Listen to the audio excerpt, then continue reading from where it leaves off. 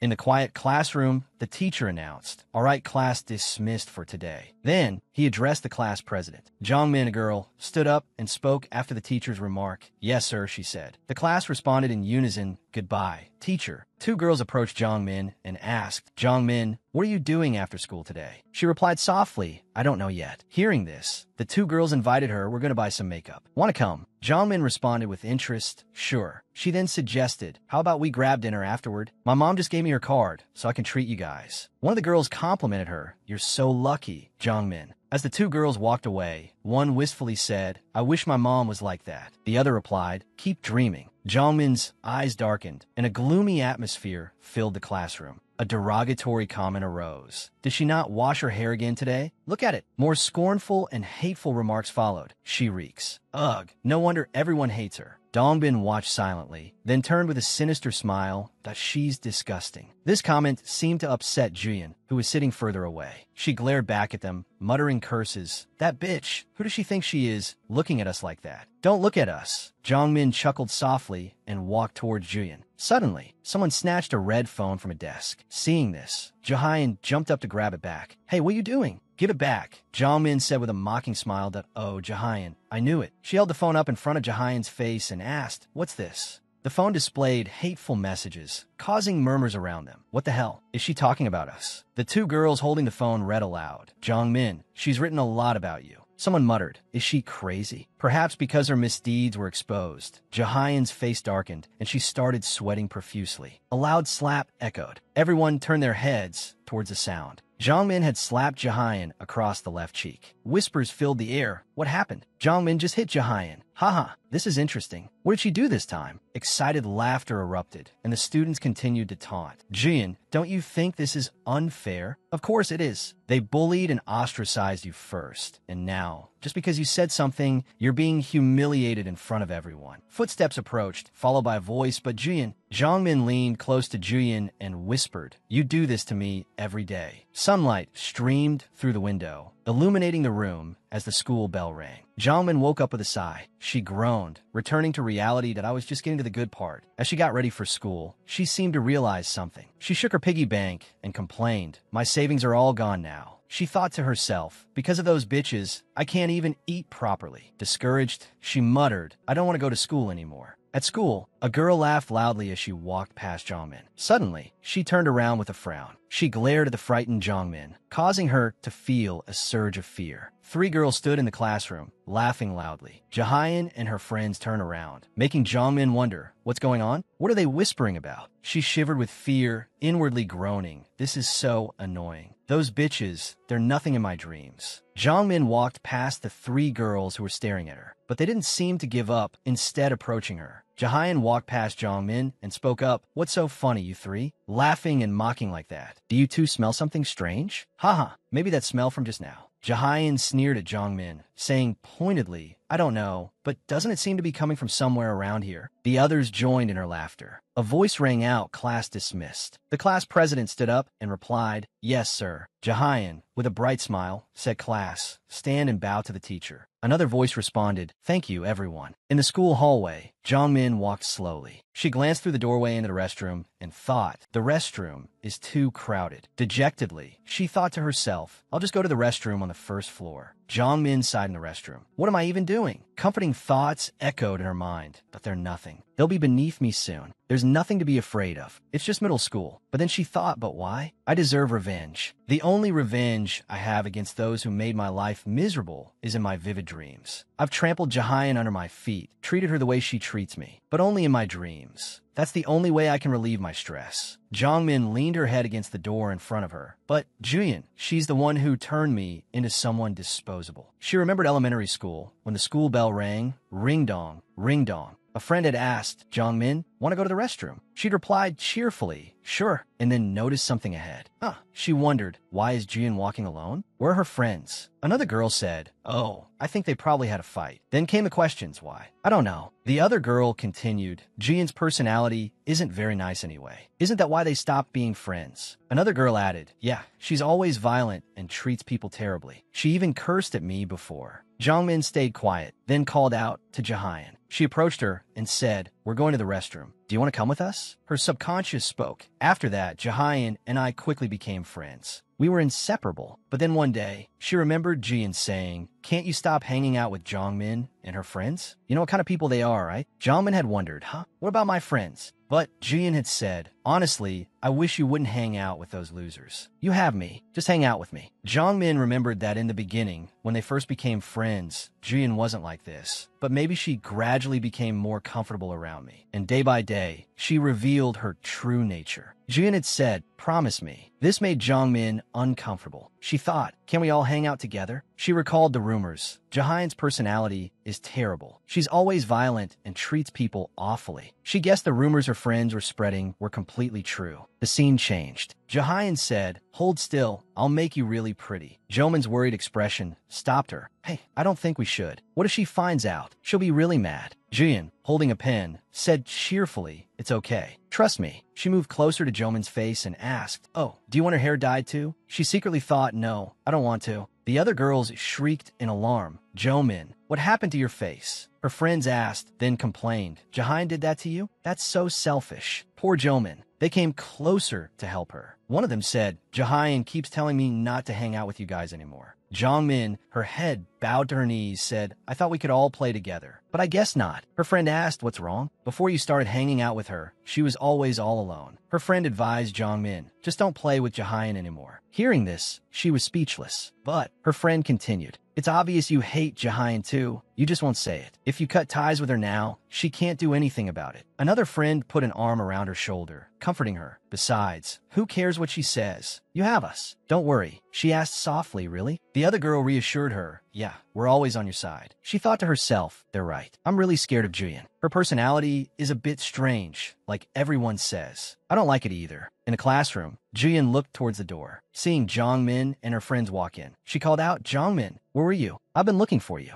Seeing this, she cowered slightly. Jahan's face went blank. "Why did you wash off your makeup?" This startled her, and she hid behind her friends. Jahan's expression changed. Jahan angrily rushed toward Jongmin. She reached out, intending to grab her hand, and said, "After school." Suddenly, one of her friends pushed Jahan away. "Hey, leave Jongmin alone." Jahan stammered, "What?" Her friend said, "Jongmin told us everything. She said you told her not to hang out with us anymore." Jahan, looking distraught, asked, "She told you everything?" She questioned Jongmin, "Did you talk bad about me?" Jongmin panicked, thinking talk bad, but her friend quickly intervened. "Anyway, Jongmin said you make her uncomfortable, so she doesn't want to be friends with you anymore." Then she said, "Come on, Jongmin." She and her friends walked out of the classroom. She thought to herself, "Is this okay?" She looked back, fear evident in her eyes. Jahan stood in the classroom. Her expression was terrifying. Jongmin remembered what happened afterward. Jahan never spoke to her again. Even though she was afraid Jahan would hurt her, she never did anything. After graduating, she went to middle school and then to high school. Jahan had become someone no one at school could ignore. Jongmin looked fearfully towards Jahan, who was sitting on a chair. Jahan stood up. She walked past Jongmin. This made her think,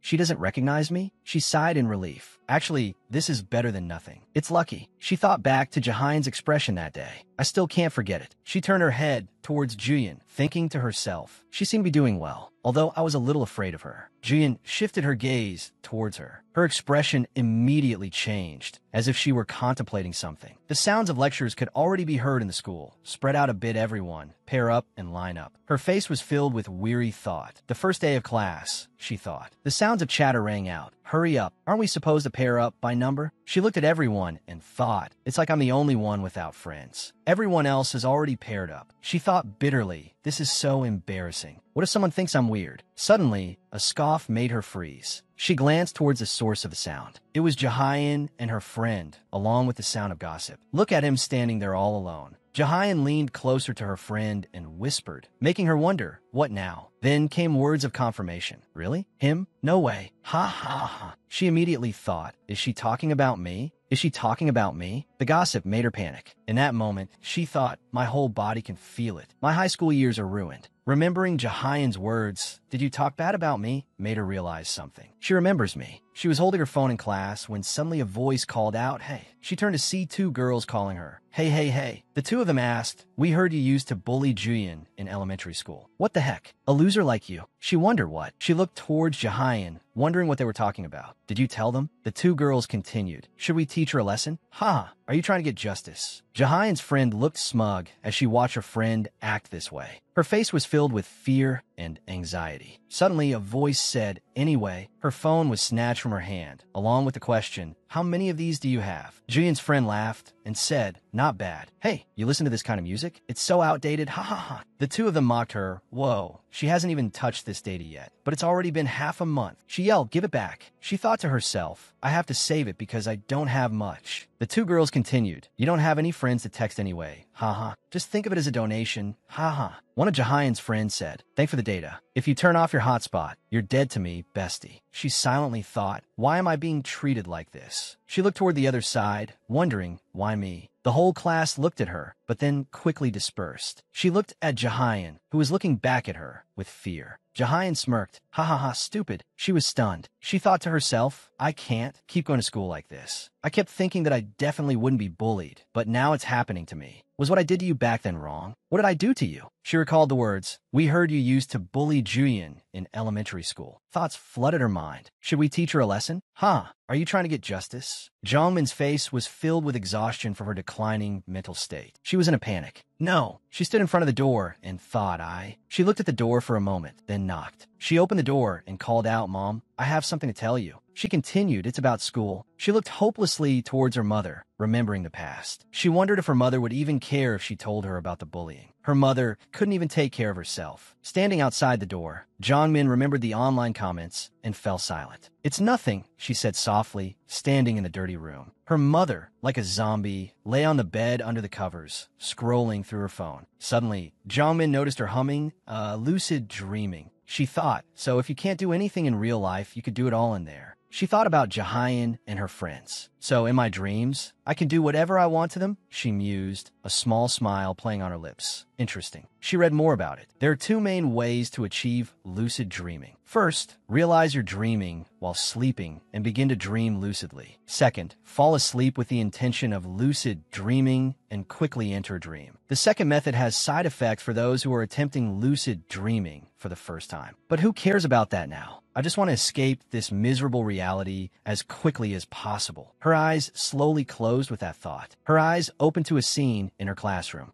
Why am I at school? She wondered, then realized, I did it. I'm lucid dreaming. She looked at her hands, examining them, that IT feels so real. It doesn't feel like a dream at all. She shifted her gaze. It's probably because it's my first time. She looked around at her classmates, but couldn't see their faces. But it will be hard to see my classmates clearly. She thought, that's natural, I guess. I don't usually look closely at their faces or hear their names. She suddenly thought of something, but then Julian's figure gradually appeared. Julian's expression made her observe silently. I remember your face so clearly. She spoke. You know, Jahayan, when I saw you in middle school, I was honestly pretty happy. Happy because you had so many people around you, unlike in elementary school. Even though you were strange, I still felt guilty for cutting ties with you like that. Her expression changed as she continued thoughtfully. But even if you were hurt back then, isn't this too much? Was I that wrong? Say something. She was met with silence. The silence made her grit her teeth in bitterness. She lunged forward, grabbing Julian. Say something. The words she couldn't say poured out. Because of you, my school life has been hell. Do you know that? She yelled. She thought bitterly, knowing that the Jahayan in front of her wasn't real. Through gritted teeth, she whispered, please. Her voice softened. What do I want to hear from her? She thought. Jongmin spoke. You know, Jahayan, when I saw you in middle school, I was honestly pretty happy. Happy because you had so many people around you, unlike in elementary school. Even though you were strange, I still felt guilty for cutting ties with you like that. Her expression changed as she continued thoughtfully. But even if you were hurt back then, isn't this too much? Was I that wrong? Say something. She was met with silence. The silence made her grit her teeth in bitterness. She lunged forward, grabbing Jahayan. Say something. The The words she couldn't say poured out. Because of you, my school life has been hell. Do you know that? She thought bitterly. Knowing the Jian in front of her wasn't the real one, she gritted her teeth and softly pleaded, "Please." She gradually lowered her head, thinking, what do I even want to hear him say? At school, someone said, I already submitted the assignment yesterday. The teacher instructed, number 1, then added after class, collect all the notebooks in numerical order. Number 1 replied, yes, sir. After break time, the girl who was number 1 complained, why am I number 1 again? I'm always called on. She scrunched up her face and said loudly, this is so annoying. Her friend came over, patted her shoulder, and comforted her. I'll help you.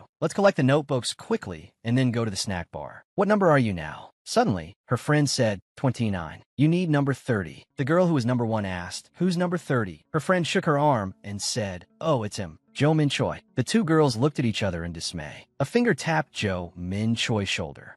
Excuse me. The girl who was number 1 said, give me your math notebook. She reacted, oh, okay. Hold on a sec. The other two girls' faces were filled with alarm. Jiang Min handed over her math notebook. Her expression was vacant, as if she hadn't slept in days. The two girls whispered to each other, oh my god, doesn't she always look like she's about to die? Who knows? Isn't she always like that? It's been a week since I started lucid dreaming. I haven't been able to sleep properly. I'm so exhausted. Whispers filled the air, making her skin crawl. She wondered how pathetic. I just told Jahayan everything I was thinking. I haven't even gotten revenge yet. Jahayan didn't say anything in the dream, though. Just as I expected. I'm the one controlling Jian in the dream. But I don't want to hear him say anything. And I don't want him to do anything either. Maybe it's because I don't hate him enough. Or maybe I'm just afraid of the feeling of hurting someone else. Jahayan's image appeared, saying, Jiangmin. She thought to herself, I can't do anything to her anyway. She thought with a headache, I'm skipping sleep to try lucid dreaming like this? This is so pathetic. She thought she should stop. Nothing was changing. A voice rang out. Now we need to elect a class president. Are there any nominations? Jahayan's friend raised her hand at me. You, the teacher said, maybe not you. How about John? He's always fooling around. The whole class laughed. She said, not him. She explained, I was going to nominate Jahayan. The teacher asked Jahayan. The teacher said that Jahayan's academic performance has been very good recently. Her leadership skills are also quite good. I think she could do it. Hearing this, Jahayan smiled at me. The teacher teased, yeah, do you want to put in some effort for your classmates this semester? Jahayan made a face. Her friend said, I'm sure there are a lot of people who want to be class president. Don't we have to nominate candidates and then vote? Her classmate said, just do it, Jahayan. Yeah, I bet no one else can do it. Then, all the classmates chanted Jahayan. Jahayan, Jahayan. This made Jiangmin pensive. She glanced over to the other side. She thought to herself, if I hadn't pushed him away back then. Looking at everyone laughing happily, she thought, would I be as happy as everyone else now? Yes, she murmured, lowering her head. Thinking about these things now isn't helpful at all. The teacher spoke up. So, the class president for this first semester is Jahayan. Is that okay, Jahayan? She replied, yes, sir. Jiangmin gradually lifted her head, looking around the empty classroom. She thought, why isn't anyone in the room? She checked her phone and saw it was 12:59. It's lunchtime, she thought. She stood up abruptly, telling herself, time to go to the cafeteria. The sky was clear blue. Ophelia walked along the familiar road. Suddenly, she heard Jian's voice. She stopped to listen and heard Jahayan. Jahayan continued, Jiang Min Choi, or whatever his name is. Aren't you going to get revenge on that bitch? Jahayan wondered why. Who is Jiang Min Choi? Her friend explained, that loser who bullied you in elementary school. And now he's completely lost. Oh my. Hearing this, Jiang Min felt a pang of fear. One of Jian's friends asked, Jian, if you can't say it yourself, do you want us to say something? She laughed and said, haha, sure. She continued, anyway, people like that always end up alone. There's no need to bother with him. Her friend chuckled, true. Haha. Her friend added, it gives me goosebumps just thinking about it. And to do that to you in elementary school, I bet he has a terrible personality. I bet he doesn't have any friends. Her friend wondered, how did he even have the nerve to do that to you? As she spoke, she asked for a cigarette. Jahayan said, he approached me first. We were best friends at the beginning, but the girls he hangs out with are a bit, you know? Yeah, her friend replied.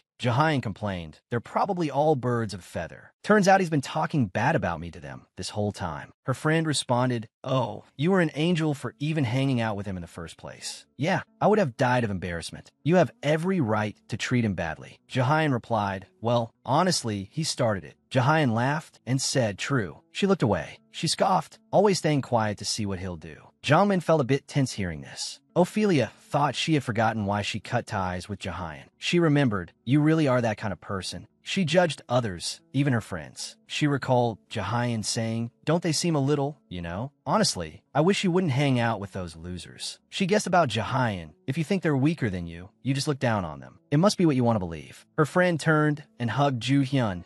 "My poor little thing." Jahyun laughed happily and said, "Okay, stop it." "Ha." Ophelia thought, "Who would want to be so selfish? You just want to torment me. Pretending to be right is disgusting. I'm about to fall, and you're piling on the guilt." In class, she walked past her friend and her group. Jahyun's eyes followed Ophelia. A loud voice called out, "Hey, Jongmin." Everyone looked at her. The voice continued, "Isn't your skirt a little short?" Jongmin looked towards the voice. It was Chu-hyun. Chu-hyun calmly walked towards her, making Jongmin panic. She clenched her fists and thought, "That bitch is now criticizing my skirt." Then her eyes widened as she thought, "I only care about myself." Everyone around her was staring, their eyes judgmental, making Jongmin tremble with fear. Jongmin stood up from her seat. There were still some whispers around her. Someone said to Chu-hyun, "Look, she's ignoring you." Jongmin shakily grabbed her phone, thinking being a target of bullying, even a little anger, is a crime. Her fingers typed out her feelings. As she typed, she thought, "This is the only way to keep myself from losing it." Then everyone went outside. Chu-hyun turned back to look at Jongmin, who was sitting alone and silent in the classroom. Although it was class time, Jongmin couldn't focus on the lecture. She was lost in thought. Is this a side effect of lucid dreaming? I can't focus on anything. My eyes clearly show how tired I am. I'm so exhausted. A voice calls out, "The exams are coming up. Take notes." The voice startles Jongmin, making her look around the classroom in confusion. Panicked, she thinks, "What is everyone writing?" Looking at the board, she sees it's been erased. She looks distracted and tired. Rubbing her eyes, she thinks, "Even if I force myself to stay awake, I can't focus. I'll just close my eyes for a bit." The teacher announces, "Next period is PE, so I'll let you out early to change. Have a nice day." The students reply in unison, "Thank you." While everyone bustles around, preparing to change for PE, Jongmin slumps over her desk and falls asleep. Several students complain, "I can't believe PE is the last class. That's the worst." One girl invites another to the snack bar. The other replies, "There's no time to eat." Someone looks towards Jongmin and asks, "Should we wake her up?" The other one turns and says, "Huh, haven't you heard? She bullied Jahyun in elementary school." The first one asks in surprise, "What? Really? Someone like Jahyun?" The two of them glare at Jongmin without saying anything. Then one says, "Forget it. We don't have much time. Let's go to the snack bar." The other agrees, yeah, she could take responsibility for herself. Another girl in their group, Jian, speaks up sarcastically. "Poor Jongmin, haha." Another one adds, "I bet no one will wake her up." The first one says, "The PE teacher will definitely punish her." Jian watches them talk. One of them says, "The PE teacher is super scary." The other replies, "Really? Whatever, let her be. Ha ha ha, this is entertaining." Jahyun turns to the other two and says, "Hey." One of them asks, "Huh?" Jahyun says shyly, "You two go ahead. I'm going to stop by the nurse's office." The other girl asks worriedly, "Huh? Are you sick?" Jahyun feigns fatigue and says, "I have cramps." The other girl immediately says, "Oh, then we'll tell the PE teacher. You should go rest." They wave and say, "Make sure to text us, okay?" Jahyun turns and says, "Yeah, I'll when I feel better." "Okay." Watching them leave, Jahyun remains silent. Then she turns and looks at Jongmin, who is still asleep. Jahyun walks over to Jongmin's desk and smirks. "Look at you sleeping so soundly, my little Jongmin," she says, recalling a scene from her memory. She reaches out her hand. Jahyun bends down and searches Jongmin's desk. She finds the phone and thinks, there it is. The phone screen lights up. She ponders. The lack of a passcode on the phone surprises her. What was she thinking? She didn't set a lock? There's no security at all. She smirks and thinks. She doesn't have any friends or family who care about her either. Jahyun leans closer to Jongmin and whispers, "Poor Jongmin, you should have been nicer to me." Then she turns away and goes to Jongmin's social media page. Reading the pensive posts, she thinks this isn't enough. Jahyun takes out her phone and screenshots all the posts. As she's taking screenshots and reading, a loud voice calls out, "Jongmin Choi." This startles her awake. The PE teacher yells, "You slept through the entire PE class." Jongmin replies, "Yes, sir." Looking up at the PE teacher, she thinks, no way, is the day already over? Looking around and seeing everyone staring at her, she thinks, how did it get so late? The PE teacher continued scolding. "Tomorrow, come to the teacher's office after school. Do you understand?" Jahyun could only lower her head and say yes. The teacher continued, "Jahyun, dismiss the class." She replied yes. "Attention class, be quiet." Jongmin at the back looked down at her hands, thinking, why hasn't anyone called on me? Then she gritted her teeth as the class said in unison, "Have a good day, teacher." Leaving, Jongmin could only walk with her head down. Jahyun looked towards her. and smiled slightly. Suddenly, a voice called out Jongmin. Startled, she looked up. Jahan smiled and said, "See you tomorrow." This made Jongmin feel a mixture of fear and disgust. She just stood there, watching Jahan's group walk away cheerfully. Then she fell back in her usual spiral of anxious thoughts. She replayed Jahan's actions, one by one, thinking she's just hiding behind her friends, laughing at me. She hasn't even spoken to me directly. Jongmin fumed, her face contorted in anger. What is she thinking? On the way home from school, Jahan said, "Hey girls." One of the girls turned and asked, "Yeah, what's up?" Jahan replied, "I've thought of a few ways to get back at Jongmin. I want to try them out. Thinking back to what she did to me, it still hurts. If not now, when will I ever get my revenge?" The other girl said, "That's the right decision. I told you, you have the right to punish her. It's not like you did that to her for no reason." She continued, "You're so much better than her, so don't feel guilty or anything. We'll help you. Besides, who in this whole class even likes that little Jongmin anyway?" Hearing this, Jahan smiled and said, "Thanks." Scene change. Jongmin's house. Jongmin stood in front of the mirror, fussing and muttering to herself. I woke up later than I thought. Adjusting her hair, she thought wearily, "My bangs are a bit greasy. If the homeroom teacher finds out I was late because I washed my hair, he'll be furious." She shook her head, thinking about Jahan's fake smile. Her heart pounded as she thought, "I hope nothing happens today." Arriving at class, she saw Jahan standing outside the door talking. Jongmin said, "Excuse me." The girl standing next to Jahan said loudly, "Ugh, so annoying. Have some manners. You could have just gone through the front door. Are you trying to bully us? So irritating. Get lost. Do you want everyone to think you're creepy and disgusting? Huh?" Hearing this, Jahan looked up and smiled slightly. The other girl continued, "You should at least wash your hair before leaving the house. Do you want dandruff everywhere?" Jongmin wondered, what is she talking about? The girl continued, "Just get rid of those bangs. They're disgusting. No wonder you can't see anything. Your eyes are completely covered." Jongmin thought angrily, "What the hell did I just hear her say?" The girl smirked at her. "Now that you've heard it, can you get lost? Don't come near us. You're dirtying our clothes." Looking at them, Jongmin thought, "Do I have to listen to this every single day? I don't wash my hair." Then the whispers started. Did Jongmin not wash her hair today? Now that you mention it, her hair looks greasy. Gives me goosebumps. But I don't think Jahan is angry with her just because of that. What else did she do? I heard that in elementary school Hearing this, Jongmin quickly grabbed her bag and rushed out of the classroom. She thought, damn it. Walking away, tears welled up in her eyes. That bitch. Is she trying to humiliate me again? I'll kill her. Inside the classroom, everyone continued to gossip. Ha ha ha. Just now, her face was priceless. We caught her with that dirty, greasy hair. So gross. Seeing her walk out the front door was hilarious. Ha ha. Jin, hearing everyone say that, cheerfully said, "Haha, whatever. Want to go out for dinner later? My treat." Her friend happily agreed. "Really? Are you sure?" "Yeah, my mom just gave me her card, which means I can eat out with friends as much as I want." Hearing that, the other person exclaimed, "Wow, your mom is an angel." But Juyin thought back to secretly screenshotting Jongmin's emotional posts and then reading them while laughing, since Jongmin hadn't realized Jian had set her account to public. Anything posted like that, this is enough, right? That night, in front of the gloomy apartment building, Choi Jongmin lay on a mattress on the floor, a blanket pulled up to her chest, staring at the ceiling, lost in gloomy thoughts. She closed her eyes and thought, tomorrow, Hadun will definitely pick on me again. Choi Jongmin imagined Doon and her friends mocking her. Then she opened her eyes, stopping her thoughts, her gaze filled with frustration and helplessness. Her face fell, devoid of any joy. She thought to herself, with how I'm feeling right now, I want to get revenge on them publicly. Choi Jongmin wondered, should I try one more time? Lost in thought, a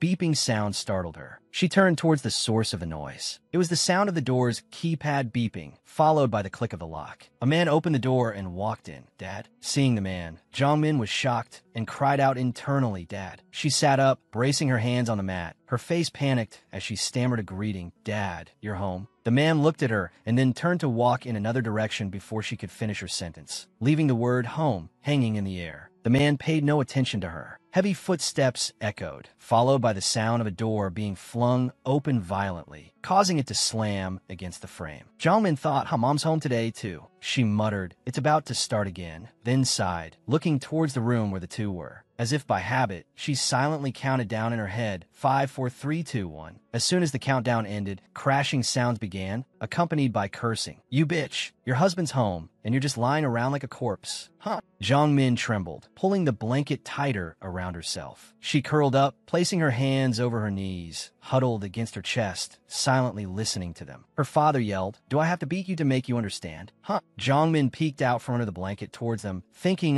this is so frustrating. If he's just going to get angry, why even bother coming home? She continued to tremble under the blanket. Finally, she came to a conclusion that it's Dad who's making both me and Mom like this. The curses continued to ring in her ears, interrupting her thoughts. If I wasn't so weak. Jongmin gritted her teeth and hugged her head, wondering if things would be different. She recalled her past experiences. Jongmin's desk had been vandalized with hateful words urging her to flee. They gossiped about her constantly. She wondered again, if I were just a little stronger, could I have fought back against those bastards? Jongmin remained silent, tears welling up in her dark eyes. The sounds of crashing objects continued relentlessly. After a while, the struggle ended. Jongmin thought, finally it's quiet again. With her hair disheveled, she concluded, it's over now. Then she closed her tear-filled eyes. Filled with exhaustion, she drifted off. Jongmin groaned internally, overwhelmed by fatigue, and then fell asleep without realizing it. In her dream, a strange, brilliant golden light appeared before her. Beneath her feet stretched an expanse of water, scattered with purple petals resting on the surface. Red threads were wound around her, clad in her pajamas, as her feet dipped into the water. She wondered where she was. Jongmin raised her hands to get a better look, then realized she'd seen this unreal space somewhere before. She lowered her hands and looked around.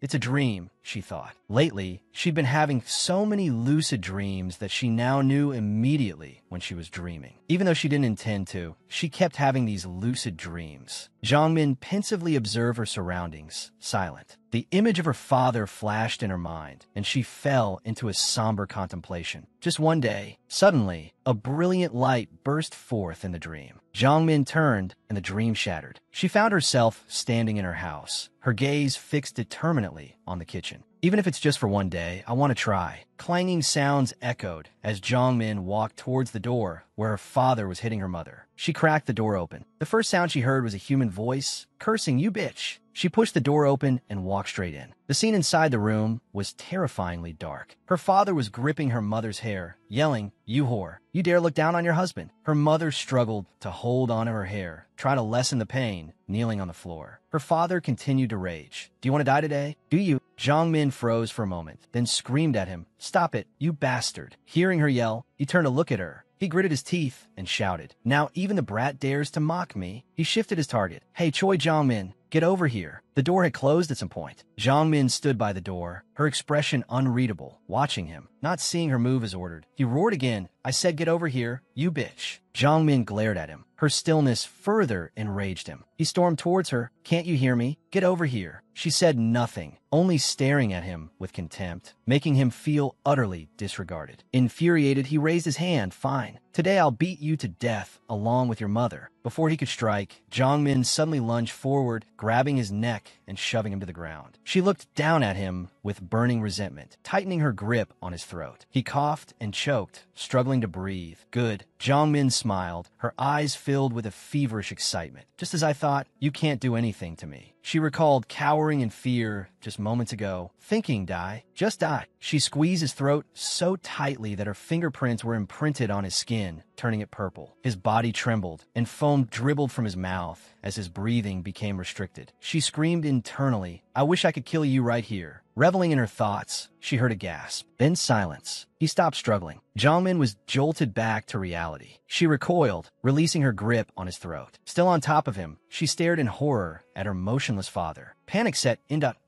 Cold sweat dripped down her face. She was paralyzed, staring at him. "Dad?" His hand went limp. "Dead." Jongmin held her hand up in front of her face, staring at it as it trembled uncontrollably. Her heart pounded, her hands shaking. "I'm dying," she screamed internally. Suddenly, everything around her spun and blurred. Her heartbeat quickened. Terrified, She brought her hands up to her pale face. Why me? She wondered silently, then imagined her father lying motionless on the ground. Gasping, Dongmin's eyes shot open. She bolted upright in bed, her hair disheveled, still panicked. Then she remembered. Oh, right, it was just a dream. I was so scared I forgot I was dreaming. Before she could calm down, the rustle of clothing made her jump and look towards the source of the noise. She looked at her father with wide, frightened eyes. He looked at her as if to say something, then stopped. He left her there and turned to leave. The slam of the door seemed to jolt her awake. She laughed, a startled, yet somewhat amused expression on her face. Not bad, she remarked. I took too long in the shower, and I'm going to be late for school. My homeroom teacher already has his eye on me because of last time. If I'm late, who knows how he'll humiliate me in front of the whole class. Dongmin ran down the street, lost in thought. She remembered the last incident. She hated being reprimanded in front of the class. I'd rather die. She ran as fast as she could to get to school. Distracted, she bumped into someone. The person let out a yelp. She quickly turned around and blurted out, "I'm sorry," and continued running. The man she bumped into rubbed his shoulder, about to say something, but then stopped, silently watching her run away. Dongmin reached the classroom door, panting and leaning against it, just in time before the bell rings. I still have a little time. She opened the door and walked in, touching her forehead, dazed by the noise of the class, and caught her breath. She quickly walked to her seat and sat down, aware of the stares from everyone around her.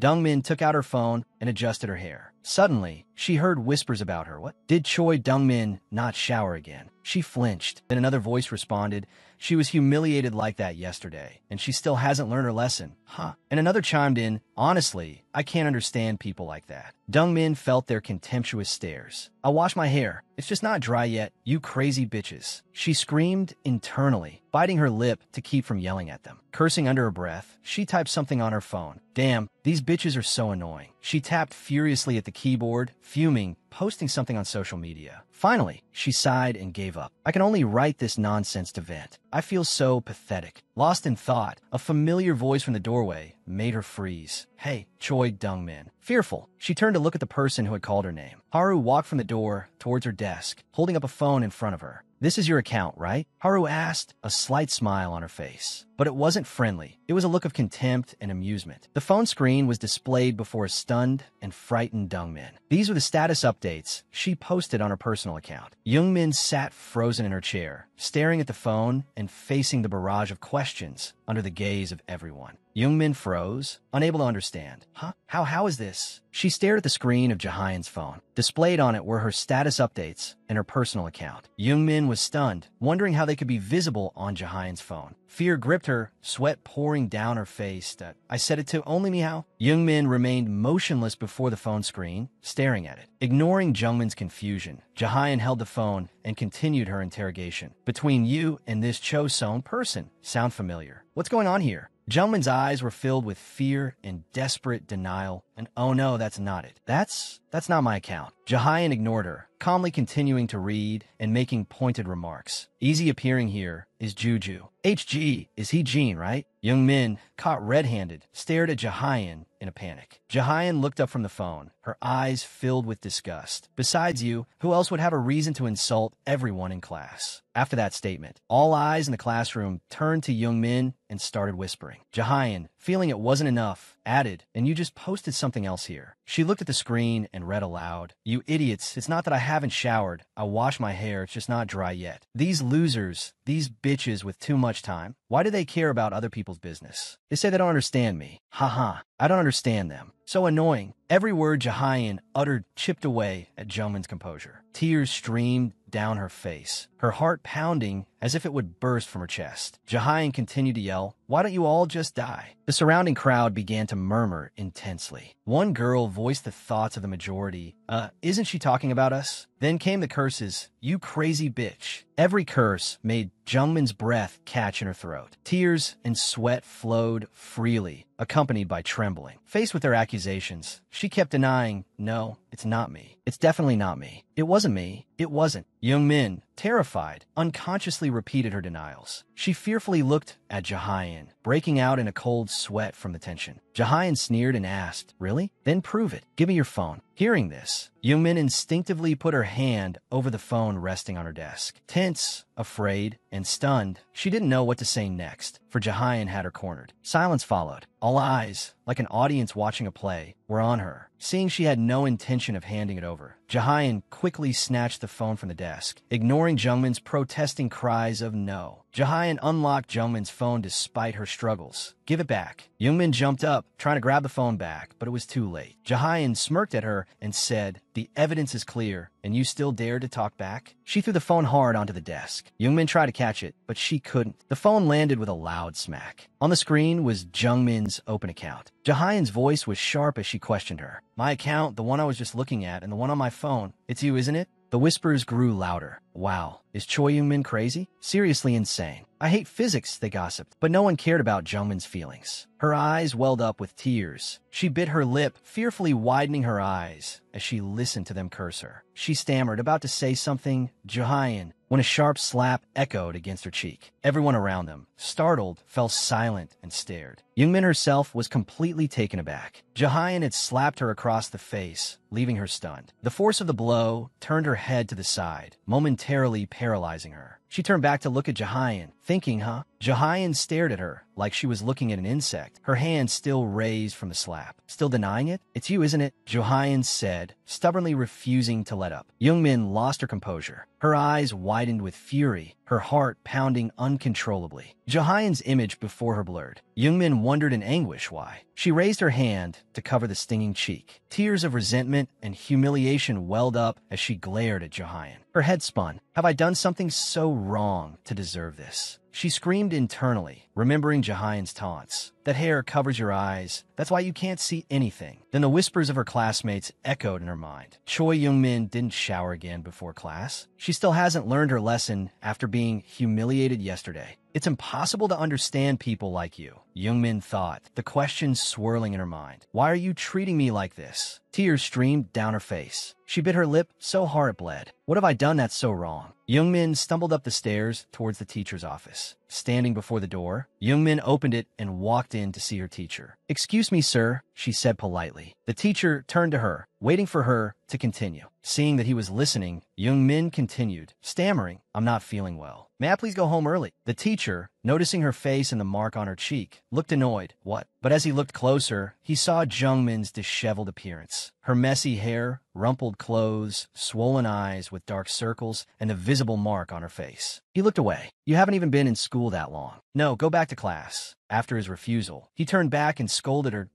"Oh, you know you're supposed to be behaving after skipping P last time? Back in my day, you would have gotten your leg broken for that." Youngmin snapped, interrupting him. "Damn it, please." Then, trembling, she pleaded, "Please, just leave me alone." The teacher was taken aback and looked uncomfortable as he saw her face. Her eyes filled with despair and resentment, on the verge of tears, and her tangled black hair. "Jahyun," Youngmin called out, as if Jahyun were kneeling before her. She continued, speaking in the same way Jahyun had spoken to her before. "I'm here to see you again. I've been thinking about what you said, and it's strange, isn't it? Why, during all this time, I haven't been able to completely hate you. I'm the victim now." Youngmin stood over the imagined, kneeling Jahyun that I've asked myself so many times if doing this to anyone is okay. Youngmin grabbed Jahyun's hair, forcing her to look up. "This is just a dream, right? No matter how I treat you here, it doesn't matter." Youngmin looked at Jahyun, a thrill running through her as she held the other girl's hair. But Jahyun stared back with fear in her eyes, her platinum hair clutched in Jungmin's hand. "Compared to the crap you pull in reality, I'm being much more straightforward," Youngmin continued. Finally, she concluded, "At least in this dream, I'm a god. I'm the law. I can do whatever I want." Then, in reality, Youngmin woke up. The first thing she heard were the scornful whispers of her classmates. A boy remarked, "Wow, that crazy girl still has the nerve to show up at school." Another girl replied, "Haha, she's got a thick skin. She sleeps in class every day and gets woken up by the homeroom teacher. I bet she's failing all her classes. But I don't think she was sleeping, though. Whatever, haha, I said it loud enough for her to hear." The two of them, realizing Youngmin had heard everything, didn't bother to apologize. As they walked away, they called back to her, "Choi Youngmin, if you keep this up, you can forget about getting into college. You won't get a job, and you'll end up a beggar, you know?" Their laughter, laced with mockery, faded away.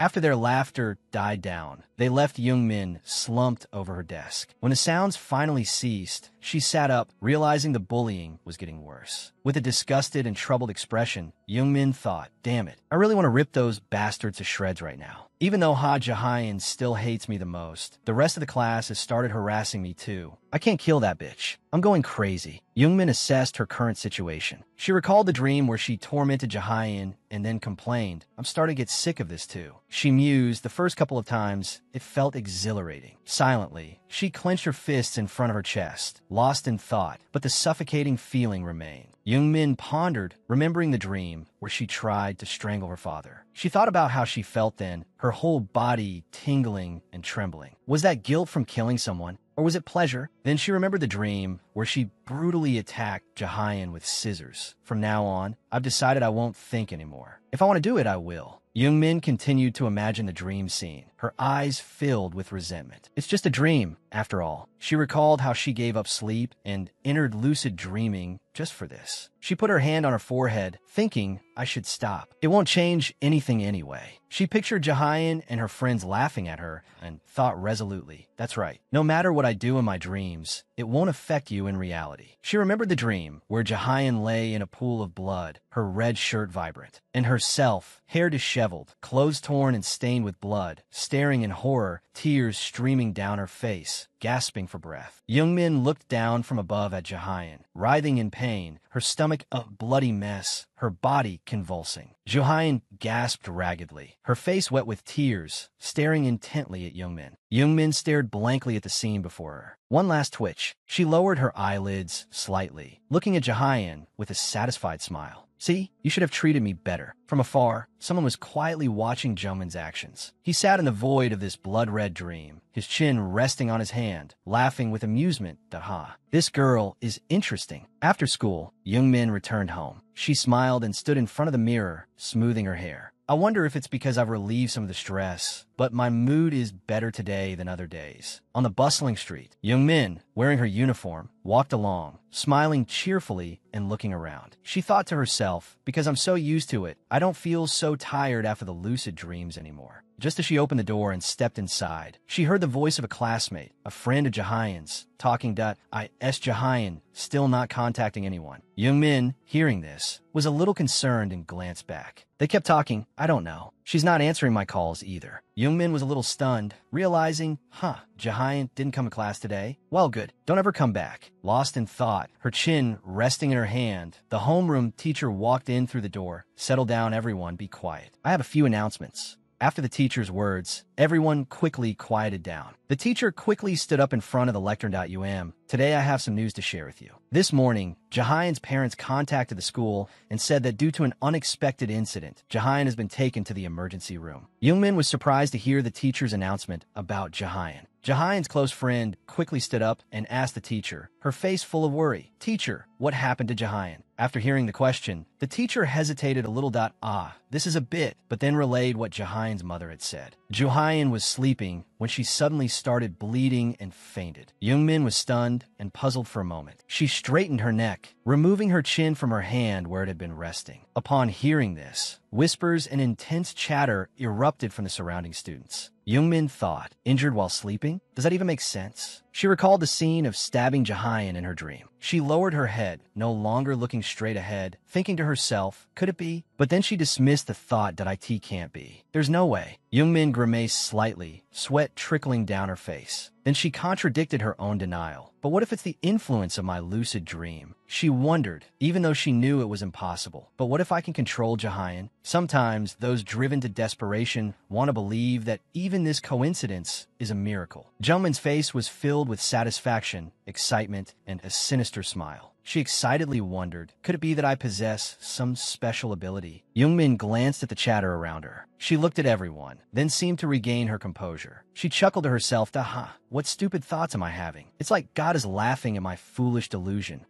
Jahayan quickly recovered and returned to school. Two of Jahayan's friends hugged her tightly, shouting, Jahayan. Youngmin heard them from afar, but didn't pay much attention to it. They chattered amongst themselves, asking and answering each other. Are you in a lot of pain? Are you okay now? Jahayan responded to their questions. Hey, the wound ripped open again. Oh my god, where were you hurt? Youngmin tried to block out their words, but quickly lost patience, cursing inwardly. Damn it. Looking at how concerned they were for someone else, these people whose consciences were smaller than a booger truly disgusted her to the point of nausea. Youngmin watched them chatter, making her own internal commentary. Resting her chin on her hand, she regained her composure. Ignoring them, she suddenly heard one of the girls ask Jahyun, "But how did you get hurt?" Jahyun replied, well, I had a rather strange dream. The girl asked, what kind of dream? Their conversation piqued Jungmin's interest. She leaned closer to hear them speak. Jahyun recounted, in my dream, someone was chasing me as if they wanted to kill me. Then they stabbed me with a knife. The feeling was so real, it hurt so much, and I fell down. And then I tried to get up and saw blood flowing from my stomach. Jahyun's face was still filled with fear as she told the story. Her friend asked, oh my god, do you remember the face of the person who appeared in your dream? Jahyun brought a hand to her face, feigning a look of recollection mixed with fear. It's been a few days, so I don't remember clearly. I only remember it was a man, and his hair was white. Youngmin was a little surprised to hear this. A man, she wondered to herself. Suddenly, Heejin looked towards Youngmin and saw her eavesdropping on their conversation. The three of them then walked over to where Youngmin was sitting and leaned down, asking in a sharp tone, hey, you bitch, where did you come from eavesdropping on other people's conversations like a rat? The three of them stared at her. You think it's funny that someone got hurt, don't you? Youngmin felt a mix of awkwardness, anxiety, and guilt as they exposed her eavesdropping. One of them cursed, you crazy bitch. Youngmin thought, I'm dead. Then came more curses from Hae-jin. Are you just going to sit there? Get up. She leaned closer to Youngmin, who was now filled with fear, unsure how to respond. Seeing her silence, Hae-jin continued to berate her. Damn, just looking at your face makes me want to kill someone. Jahyun intervened. All right, Hae-jin. Why waste time on someone like her? It's such a pity. Jahyun looked at Youngmin with a smug expression, pushing her friends away as she sneered. Choi Youngmin, you were pretty happy when I wasn't at school, weren't you? Because your face always looks like you're at a funeral. That's why you're being treated like this. It's all your karma. The three of them continued to laugh and talk amongst themselves. Kim Hee-jin got angry again. Seriously, she made me mad first. If it weren't for Jahyun, you would have been bullied already. Huh? Youngmin sat stunned, watching them come and go as they pleased. They exclaimed, Jahyun really is a bodhisattva. Youngmin was disgusted when she heard this. They dare call themselves a bodhisattva. Then Youngmin fell into a lucid dream. In the dream, she stood, angry and indignant, pointing at her chest and saying, my face makes people want to kill someone. Why don't you just say outright that just looking at my face makes you want to kill me? She grabbed Hae-jin's shirt, who was on the ground, and cursed right in her face. Youngmin glared. So guess what I think when I look at you? She grabbed Hae-jin by the collar. She gritted her teeth, unable to do anything. Seeing no reaction, Youngmin yelled at Hae-jin. Hae-jin was so scared she couldn't react. Youngmin released her. You should try experiencing what Jahyun felt. She raised her hand, and a knife slowly materialized. Then she continued, I'd be grateful if you also happen to get hurt like that bitch, Jahyun. Youngmin held the knife, her eyes burning with resentment, about to stab down, when a voice rang out, making her pause. Let me fulfill that wish for you. Youngmin stopped her action and quickly turned towards the source of the voice. She saw a young man with white hair, arms crossed, looking at her with a gentle, harmless smile. Youngmin was stunned when she saw him. Questions raced through her mind. I never summoned him. She froze, unable to move. The scene around her vanished, replaced by a white void. Hae-jin could see the white-haired young man walking slowly towards Youngmin. Youngmin panicked inwardly. He's even walking towards me. The silver-haired young man looked at her, smiling gently, showing no hostility. Youngmin fidgeted nervously, looking at him, then at her own hands. Why can't I control this dream? She screamed internally. What is this guy's name? She wondered again. As if understanding her anxiety, he explained, the dream suddenly isn't going your way, so you're confused, aren't you? He bent down towards her, his face close to hers, and whispered. His hand grasped her aimlessly outstretched hand. He smiled kindly, while Youngmin stared at him in surprised confusion. He continued, no matter what you do, it's useless because I'm not something you created. He stared at her, a smile on his lips. Seeing Jungmin's confusion, he said, I'll get straight to the point, Choi Youngmin. Half kneeling, half sitting, he told her, I'm very pleased with you. I can completely eliminate those who bully you. He spoke with a serious expression. What do you think? I wish they would all disappear, a strange voice replied. Let me fulfill that wish for you, Choi Youngmin. Youngmin was taken aback. A white-haired teenager, whom she didn't recognize, appeared before her. I've never met him before. What is this guy's name? The teenager suddenly moved closer to Choi Jungmin's face, a slight smile on his lips, his eyes sharp and dangerous as he grabbed her hand. The dream suddenly isn't going your way, so you're confused, aren't you? No matter what you do, it's useless because I'm not something you created, the teenager said, and I'll get straight to the point, Choi Youngmin. I'm very pleased with you. I can completely eliminate those who bully you. What do you think? Choi Youngmin, completely unable to keep up with the conversation, just stared blankly. You said eliminate them? How? Faced with Choi Jungmin's question, the teenager smiled without saying anything. Seeing this, Choi Youngmin fell silent. She thought of an important question. Who are you?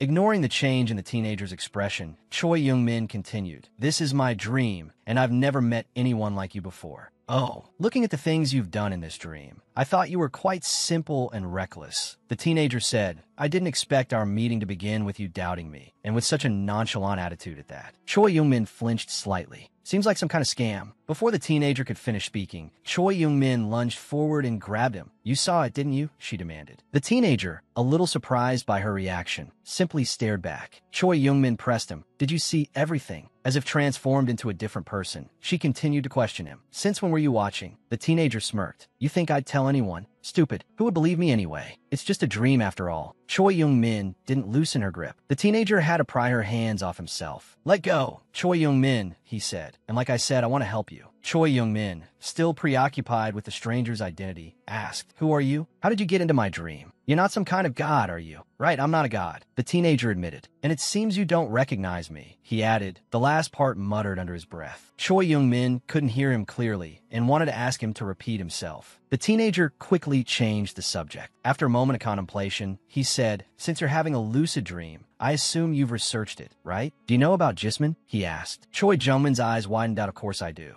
A man who can enter anyone's dreams without being controlled by the dreamer. But that's just an urban legend. Could Jismin actually exist? Seeing that Choi Youngmin knew the story, the teenager saved himself the explanation. You could say I'm Jismin, he declared. Choi Youngmin remained skeptical. He looked nothing like the pictures online. Jismin doesn't care if you believe me or not. I've answered your question, so now it's your turn. Will you join me in delivering divine retribution? If you want those people dead, I can consider it. He suddenly stepped closer, his dangerous words delivered with a chilling calmness that startled and frightened Choi Youngmin. What are you? She whispered, fear gripping her. What are you to make such an offer? She suddenly remembered the story Hajahayan had told her. She was chased and stabbed by someone with a knife. The pain was so real she collapsed. When she woke up, she was bleeding from her stomach, and that person was a man with white hair. The description perfectly matched the person claiming to be Jismin. Jismin spoke, snapping Choi Youngmin out of her thoughts. Ignoring his self-proclaimed title, she immediately turned and ran. She was starting to believe he really was Jismin, the person Hajahayan had spoken of. If that were true, she really wanted him to get rid of those bitches. But from the very beginning, he had given her a bad feeling. She couldn't trust him. Her best friend had ended up like that, so there was no reason to trust a complete stranger. And if he really was the person Hajahayan had mentioned, she should stay away from him. Choi Youngmin ran in fear, Jismin's image still haunting her thoughts. Left behind, Jismin didn't bother chasing her. He just scoffed. Scared, are you? Back in reality, the classroom was as usual. Choi Youngmin was still being bullied. They taunted and humiliated her with their words, but she ignored them. She just sat there, motionless, until they got bored and left. Standing at the classroom door, Jahayan watched everything. Not even going to react, huh? She remarked. Do-hyun, someone called from behind that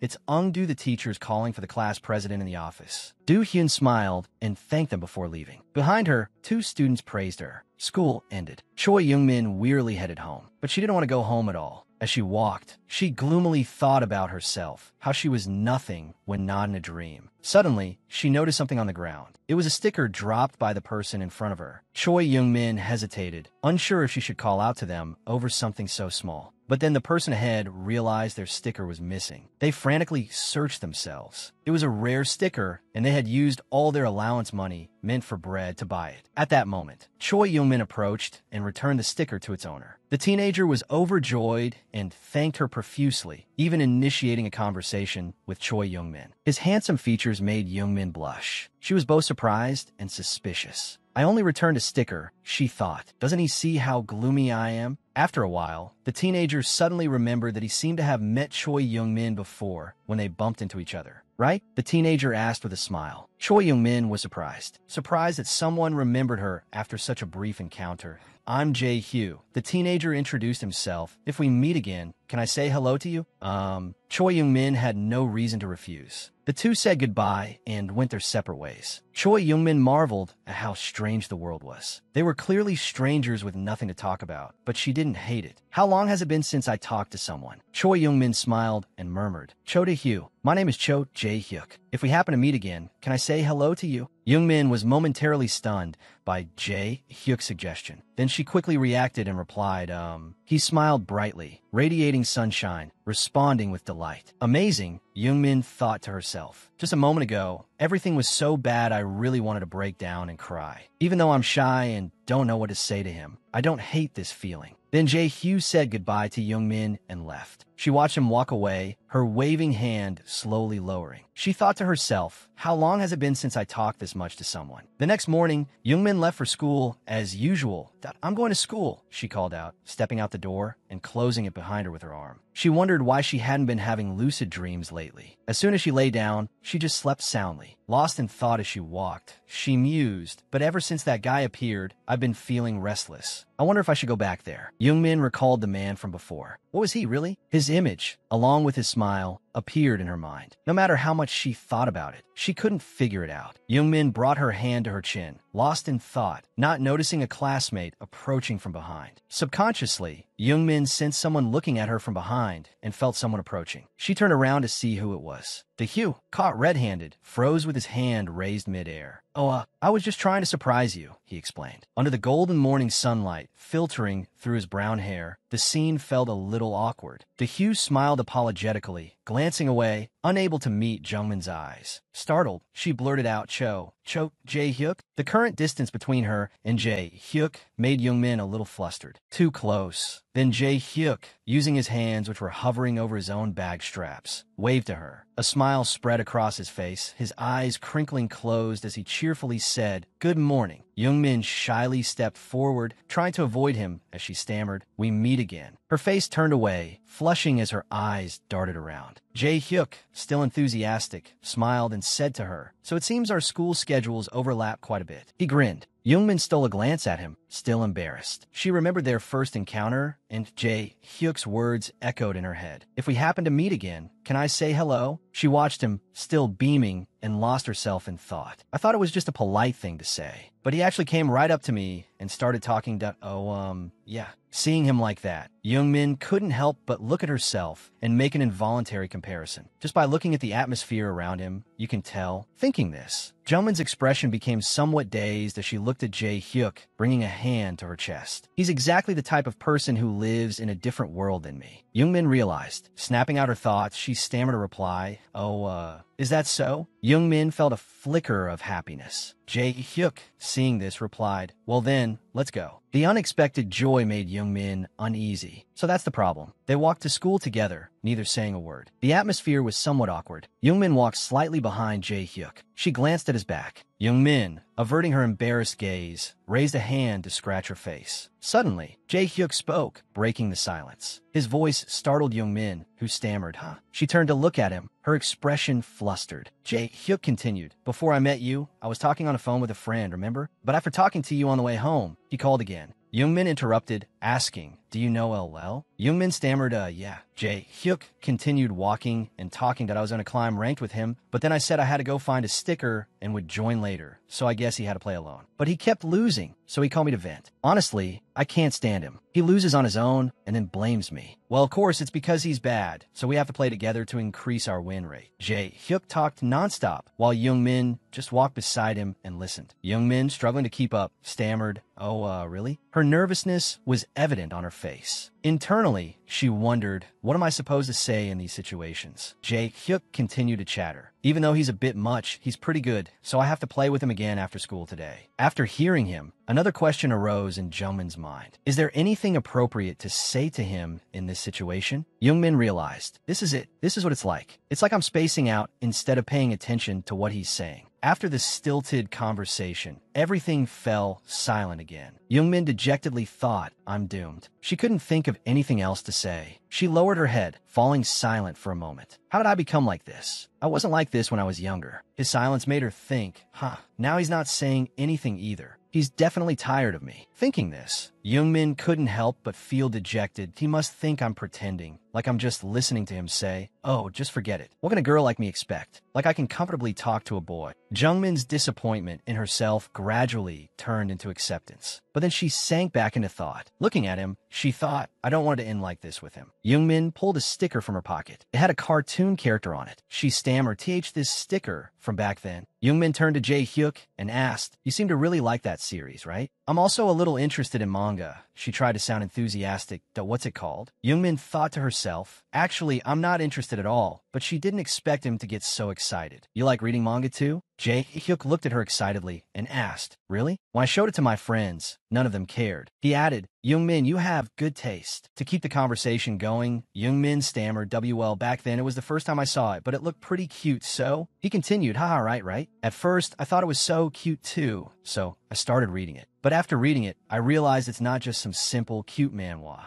It's not just funny, it also has these life lessons. You wouldn't believe how much I cried after finishing volume 24 of season 1 of Don't Fly Away, Hadiak Man. He mimicked the character's poses. Youngmin thought, oh my god, even the title is a knockoff, but she didn't dare say it out loud while he kept gushing. But I really hate how my friends make fun of it every day, calling it a fake Hadiak Man. He continued, I also checked the original comic to see if it was plagiarized, but it's not even remotely similar. Those guys need to read it themselves to understand. Youngmin walked beside him silently, not knowing what to say, just watching and listening. Youngmin, when you get home, you definitely have to read Don't Fly Away, Hadiak Man. Tell me what you think, okay? Jae-hyuk said, smiling brightly. Then he suddenly realized, all right, I don't have your number yet. Jae-hyuk turned to Youngmin and asked her for it. He pulled out his phone and said, tell me your number. Youngmin quietly complied, reciting her number 010 XXXX. Then, Jungmin's phone rang, surprising her. Jae-hyuk, with a beaming smile, said, that's me. Say my number, okay? She opened her phone, a little stunned, then smiled at him and said, okay. We're here, Jae-hyuk exclaimed. Youngmin stopped, a little startled, in front of the school gates. Jae-hyuk urged her, hurry up and go inside. You'll be late for class. I still have so much more to tell you. We're already here? That's a shame. She was a little surprised and stammered. Did you enjoy talking to me? Jae-hyuk smiled and replied, of course. I still have so much I want to tell you. She said excitedly, if you're okay with it, can I call you later? We can walk home together. Youngmin smiled, waiting for his answer. Jae-hyuk replied, okay. Then they both went to class. Just like he said, our relationship had developed to the point walking home together after school. After several times like this, I gradually became closer to Jae-hyuk. She thought about the two of them walking side by side after school, chatting happily, and then heading home. She opened the door, stepped inside, and smiled, thinking to herself, today I'm also enthusiastic about that series, huh? It's strange how a stranger can be so passionate about something. She picked up her phone and searched for something, thinking, since it's like this, should I give it a try? Youngmin took off her uniform. Lying on the bed watching the anime and smiling, she recalled Jae-hyuk's words. I really hate it when my friends make fun of it every day, saying it's a fake shonen. I thought I'd read that manga too, to see if it's plagiarized or not, but it's really not similar at all. Then she suddenly exclaimed, wow. Night has fallen. It's fun. She texted Jae-hyuk that I've read the manga you recommended. Really? How is it? It's awesome, right? Yeah, it's interesting. She thought to herself, it seems like this is the first time I've felt this feeling, even though school is still hell. She remembered being bullied and scorned at school. Those bastards are getting more and more sarcastic and picking fights with me, but it's okay. Her phone suddenly chimed with a message that let's go home together today, too. She smiled as she read the message. Just talking to him makes my mood so much better. In the school restroom, is Choi Young-min on the wrong medication these days? Sometimes I see her glued to her phone, giggling to herself. She's probably not still talking behind our backs on social media, is she? God, if that's true, she's crazy. Has she already forgotten what happened back then? Ha! The group who often bullied young men, including Hyen, Sora, and Jahyun, were discussing her. Hyen tilted her head and cursed, "Ugh, this is so annoying." Sora, hearing this, spoke up, suggesting, "If you're annoyed, why don't you try that trick again like before? You scare those brats." Hearing this, Hyen flinched slightly, then fell silent after receiving a disapproving look from Jahyun. Then she excused herself. "Why are we bringing up the past? It wasn't a good thing." Jahyun remained silent, then crossed her arms and said, "Let's go back to class. It's time to greet the teacher at the end of the day." Sora excitedly ran off. "Okay, let's go home." Later, in the late afternoon, the bell signaling the end of classes rang. "Goodbye, teacher." Jahyun was walking home alone. She saw Youngmin and Ji Hyuk talking happily together, causing her to pause and stare for a moment. She wondered to herself, Choi Youngmin, as if she couldn't believe her eyes. Watching Youngmin laughing and talking made her remember how she used to be. She couldn't help but fall silent, then looked at Ji Hyuk with curiosity. Who is that? Reading the messages between herself and Ji Hyuk, Youngmin felt very happy. Being with Ji Hyuk, Youngmin realized how interesting this feeling was. Moreover, it seemed like the first time she had ever felt it. Seeing Youngmin happy, Jahyun felt incredibly irritated. In addition, the whispers of some girls. Is Choi Youngmin on the wrong medication these days? Sometimes I see her glued to her phone, giggling to herself, made Jahyun even more uncomfortable. Jahyun stared intently at Youngmin. She noticed Youngmin acting differently lately. Late in the afternoon, after school let out, Jahyun walked home alone. On her way, she happened to see Youngmin and Jae Hyuk walking together. Moreover, they were laughing and talking cheerfully. Jahyun was momentarily taken aback. Her gaze inadvertently met Jungmin's radiant smile as she chatted with Jae Hyuk. It reminded Jahyun of her own past self when she, too, could smile so innocently back when she and Youngmin were close friends. A pang of discomfort struck her. Glancing at the person walking with Youngmin, she wondered, who is that guy Jungmin's with? Suddenly, Jahyun recalled the morning's events, the amused expressions, and the gossip about Youngmin. She realized, he's the reason Jungmin's been so cheerful lately. Continuing to watch Youngmin and the boy chatting intimately as they walked, Jahyun felt a growing irritation. You seem awfully happy, she thought. Well, right when I'm getting bored because you haven't been reacting to anything lately. I wonder what kind of face you'll make if you're betrayed by the people you trust, just like me. Thinking this, Jahyun couldn't help but bring her fingernail to her teeth and bite down, her expression and actions revealing a fierce anticipation to witness such a scene. The next morning, after the teacher announced the end of class, Youngmin gathered her books and headed to her locker to exchange them for her math materials. Reaching her locker, Youngmin looked up and was startled to find Hyen, the red-haired girl who often bullied her, standing there with her arms crossed. Seeing Hyen, Youngmin cursed inwardly. Damn it, why do I have to run into her? Youngmin braced herself for Hyen's usual torment. But this time, Hyen's behavior was strange. She simply glanced at Youngmin, muttered something under her breath, and walked away. Youngmin was stunned by Hyen's unusual behavior. That what's wrong with her today? Normally, she'd be yelling in my face. Then she remembered, they haven't been bullying me much lately. Since Jahyun and her group haven't been starting anything with me, the others in class haven't bothered either. Youngmin glanced back at her classmates, who were chatting and laughing amongst themselves, oblivious to her. Seeing this, a pang of loneliness struck Youngmin. She turned back to her locker, disappointed. It hasn't changed. I'm still alone in class. But I don't hate coming to school as much as I used to.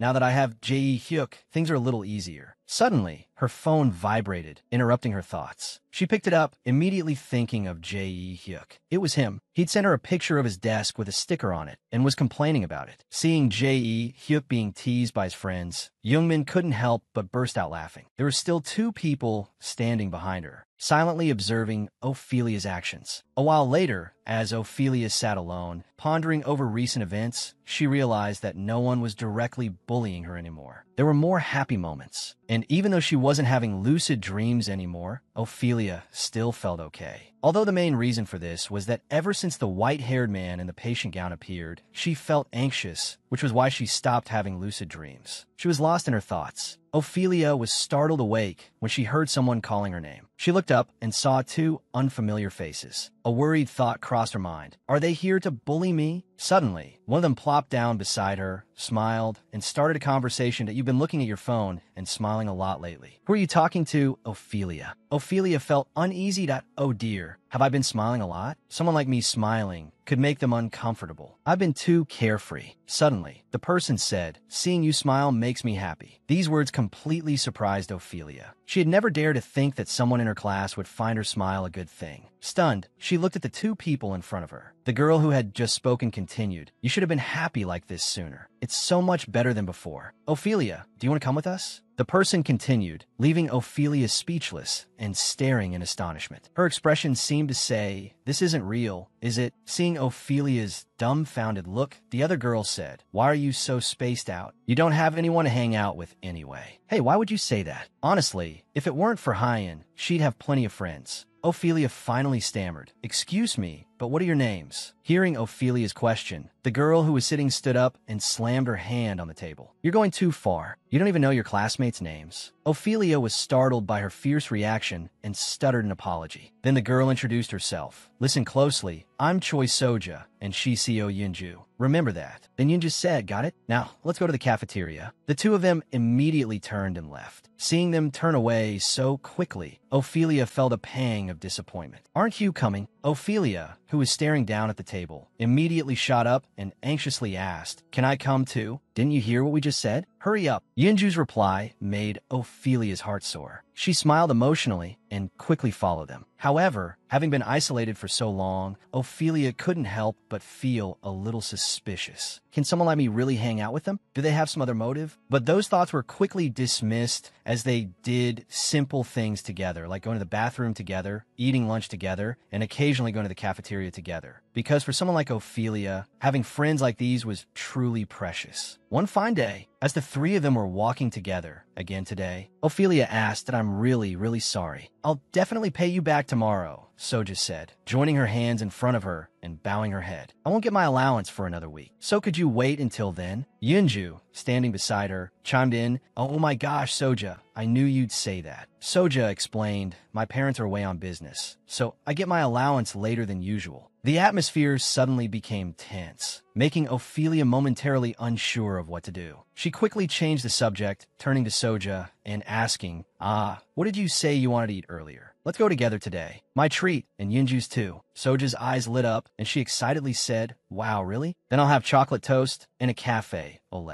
Seeing the situation improve, Ophelia breathed a sigh of relief. That was close. They almost fought. She held on to the hope that this friendship would last. After school, after packing her books in her bag, Ophelia saw her two friends and hurried over to them, asking warmly, are you two going home now? She then offered for them to walk home together. That I actually promised to go with someone else. But if we're going in the same direction, let's go together.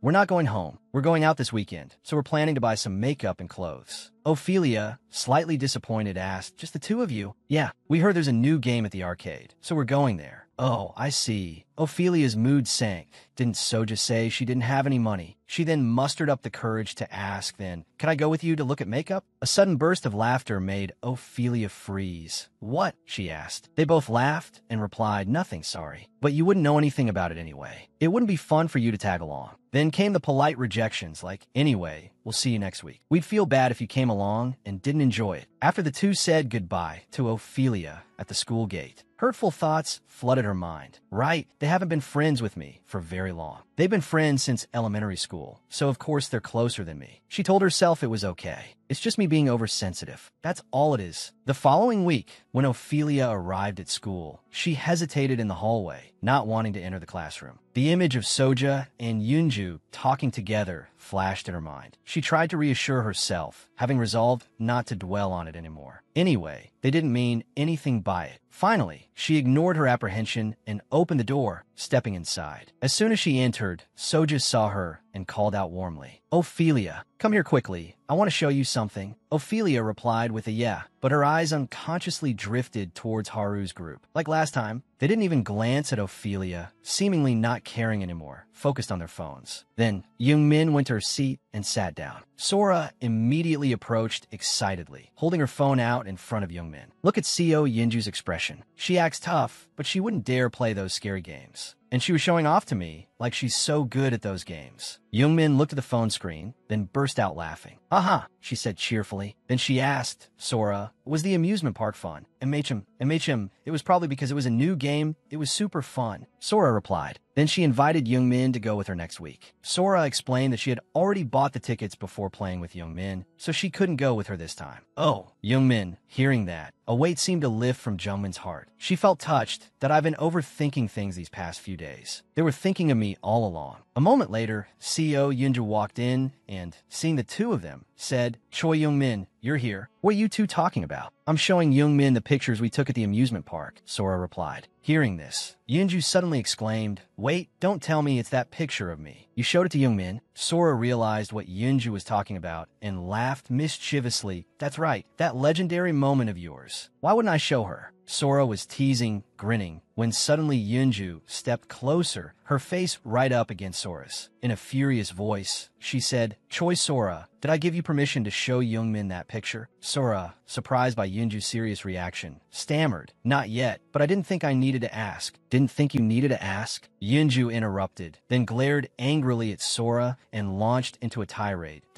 Oh, you know how inconsiderate you always are? I've told you to fix that so many times. Isn't it enough that you take pictures of people without their permission? Now you're showing them to others to make fun of them? Is this your specialty? That's illegal, you know. Youngmin felt Yunju's reaction was a bit excessive. She chuckled nervously. Isn't that a bit much? How is it illegal? Then the two of them started bickering, making Youngmin feel like she was sitting on pins and needles. A moment later, Sora turned and walked away fine. Have we ever really resolved anything by talking about it? I'll delete the picture, okay? She grumbled, always so moody. Yunju sighed.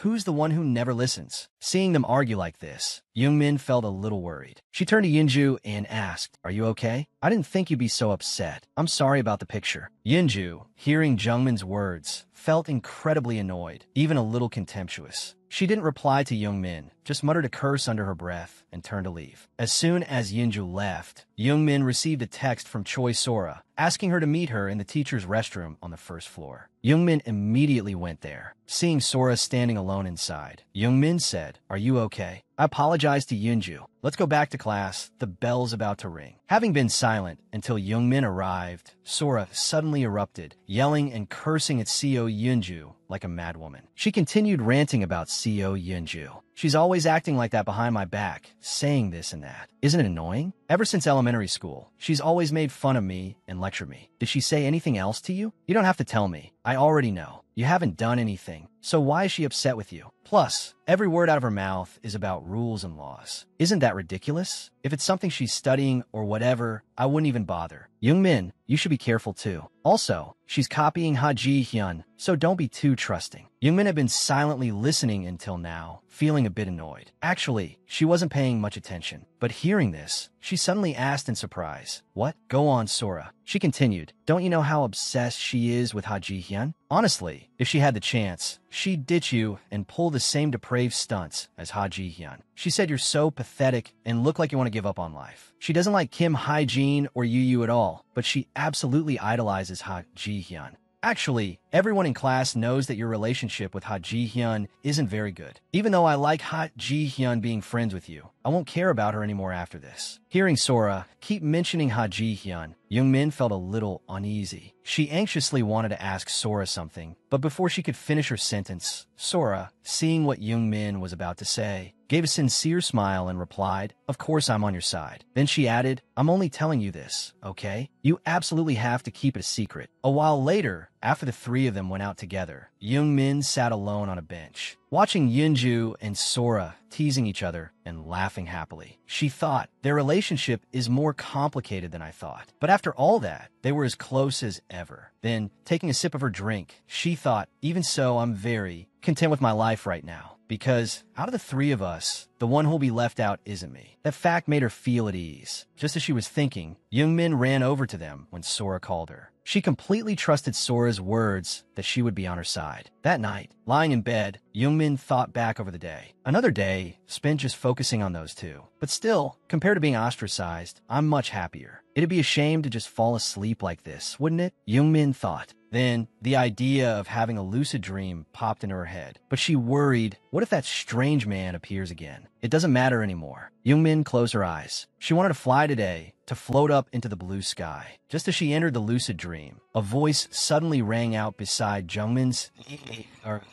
"Oh, you finally come." Youngmin opened her eyes. The man's face was right in front of her, staring directly at her. Youngmin instinctively screamed and recoiled. He continued, "I've been waiting for you for days. I was bored to death." Youngmin, hearing this, panicked. "You were waiting for me? Why me?" The man stroked his chin, looked at her, and smiled. "Just because I find you so interesting. Besides, I told you before, I really want to help you." "Why would you want to help me?" Youngmin asked suspiciously. "For a student, school life is like their whole life. I felt sorry for you being in such a difficult situation, so..." Before he could finish his sentence, Youngmin interrupted. "You say I'm in a difficult situation? Who? Why am I the one who needs help?" Then, Youngmin suddenly became angry. "Don't treat me like some pitiful person just because of what you've seen here." Remembering the times they spent together, playing and talking with Soja and Yunju, Youngmin wanted to tell him, "I'm not being bullied," but the words caught in her throat. Youngmin couldn't get them out. She could only repeat, "But I..." Seeing this, the man pressed her. "What's wrong? Why did you stop talking?" Then he continued, "Actually, I haven't seen you around lately, so I had a feeling. Your life has been easier recently, hasn't it?" Being guessed correctly startled Youngmin slightly, but she remained silent. Seeing that, he continued, "But can you guarantee that it will last? Those you hate haven't been punished yet. Doesn't that bother you? Have you ever thought that if it weren't for them, everything would be perfect?" After continuously using these psychological attacks on Youngmin, the man proposed, "So, let me help you to truly be free." His confidence made Youngmin suspicious. Just who the hell is this guy? Who is he to say he'll help me? Recalling his words, Jungmin's mind wavered a little. She couldn't refute his points. It was as if he knew the anxieties she hadn't been able to face herself. The more she thought about it, the more logical his words seemed. But she was content with her life now. She had almost decided to have nothing to do with him anymore. But apparently not. Youngmin was starting to trust the man. She felt he was uncovering hidden corners she couldn't be honest about with others, or rather, with herself. Both remained silent for a long while. Then the man leaned in, whispering close to Jungmin's face, "Do you want to carry out justice with me?" These words should have sounded righteous, but now they felt chilling. He extended his hand to Youngmin. "Come on, if you want those people dead, I'll consider it." Jungmin's hand reached out halfway, then stopped. She hesitated for a long time, but in the end, she pulled her hand back. Youngmin felt that her current peace was good enough. She only needed this much. It was best to avoid those people as much as possible. She really didn't want to get involved with them anymore. Hearing this, he immediately withdrew his hand, his face losing some of its amusement and excitement. "Is that so? Too bad. However, if you change your mind, come find me anytime. Who knows, maybe there will be more people who tire you out." He continued. Youngmin asked, "What do you mean?" "Like, I don't know." He pretended to think. Then he suddenly asked, "Do you have any friends now?" Youngmin replied, "Of course, why wouldn't I?" Then it could be them. Youngmin reacted fiercely, shouting at him, "It's not them." This seemed to be Jungmin's greatest fear, so she couldn't help but vehemently deny at the moment it was mentioned. Startled by the shout, the man stumbled back a few steps, trembling. "Whoa, if it's not them, then it's not them. Why are you yelling at me?" He thought Youngmin was trying to protect her friends, but when he looked again, he saw the fear on her face. Not only that, but Youngmin was also muttering repeatedly, "It's not them. It's not them." Looking at Youngmin, the man just chuckled, reassuring her, all right. If you say it's not them, then it's not them." The next morning in class, Sora took out her phone, typed messages into group chats, and smiled with amusement. Suddenly, Youngmin approached her, wanting to invite Sora to go to the cafeteria together. Hearing this, Sora inwardly thought Youngmin was annoying. Then, looking at her phone, she coldly asked, "Has Yindu gone to the bathroom yet?" Youngmin replied, "Yes," and then asked, "Can I go with Yindu?" "Why are you asking?" Sora questioned. "Isn't it because you felt uncomfortable with Yindu? So if you're okay with it, I'll go with her. If not, let's just go quickly and come back." Sora glanced at Youngmin, feelings of annoyance surfacing in her mind. Look at her. Just a few comforting words, and she's forgotten her place. Thinking this, Sora put on a bright smile and linked arms with Youngmin cheerfully. "All right, let's go. I have something I want to hear from you anyway. Until then, I'll be moderately friendly with Youngmin, so she'll trust me." Sora schemed as they walked. As they were walking down the hallway, they bumped into Yindu. Sora greeted her enthusiastically. "Oh, Yindu, are you just coming back from the bathroom? Yeah, but I'm feeling unwell. I'm on my period today, Yindu replied, and then asked, where are you two going? We were just, Sora started, then abruptly changed her words. Youngmin wants to go to the cafeteria. I'm going to grab a sanitary pad from the classroom and then head to the bathroom. Wait for me and we can go together, Yindu suggested. Hearing this, Sora looked at Jungmin's expression, thinking she wanted to tease her a bit. But what should we do? It seems like Youngmin is really hungry. She said she can't wait for you to finish in the bathroom. She hasn't even eaten anything this morning. Youngmin, standing next to her, was startled. When did I say that? She thought, then rationalized. Is Sora doing this because she wants to go alone with me? Yindu, hearing Sora, said, what are you talking about? How long does going to the bathroom take? Just wait. I'll be right back, so wait for me. I also want to eat something. Sora put on a concerned expression, turning to Youngmin and saying, I'm fine, but Youngmin, can you wait? Finishing her sentence, Sora gently tugged on Jungmin's hand as a signal. Seeing Sora's actions, Youngmin understood the rejection. I'm really hungry, so... Before Youngmin could finish, Sora quickly pushed her away, leaving Yindu standing there. Oh well, Sora said that if Youngmin said so. Sorry, Yindu. You want a chocolate, right? We'll be quick, so wait in the classroom. Okay. After walking a few steps, Yindu called out, Hey, Choi Youngmin, are you mute? Can't you speak unless Choi Sora is around? Hearing Yindu call her, Youngmin turned around, a confused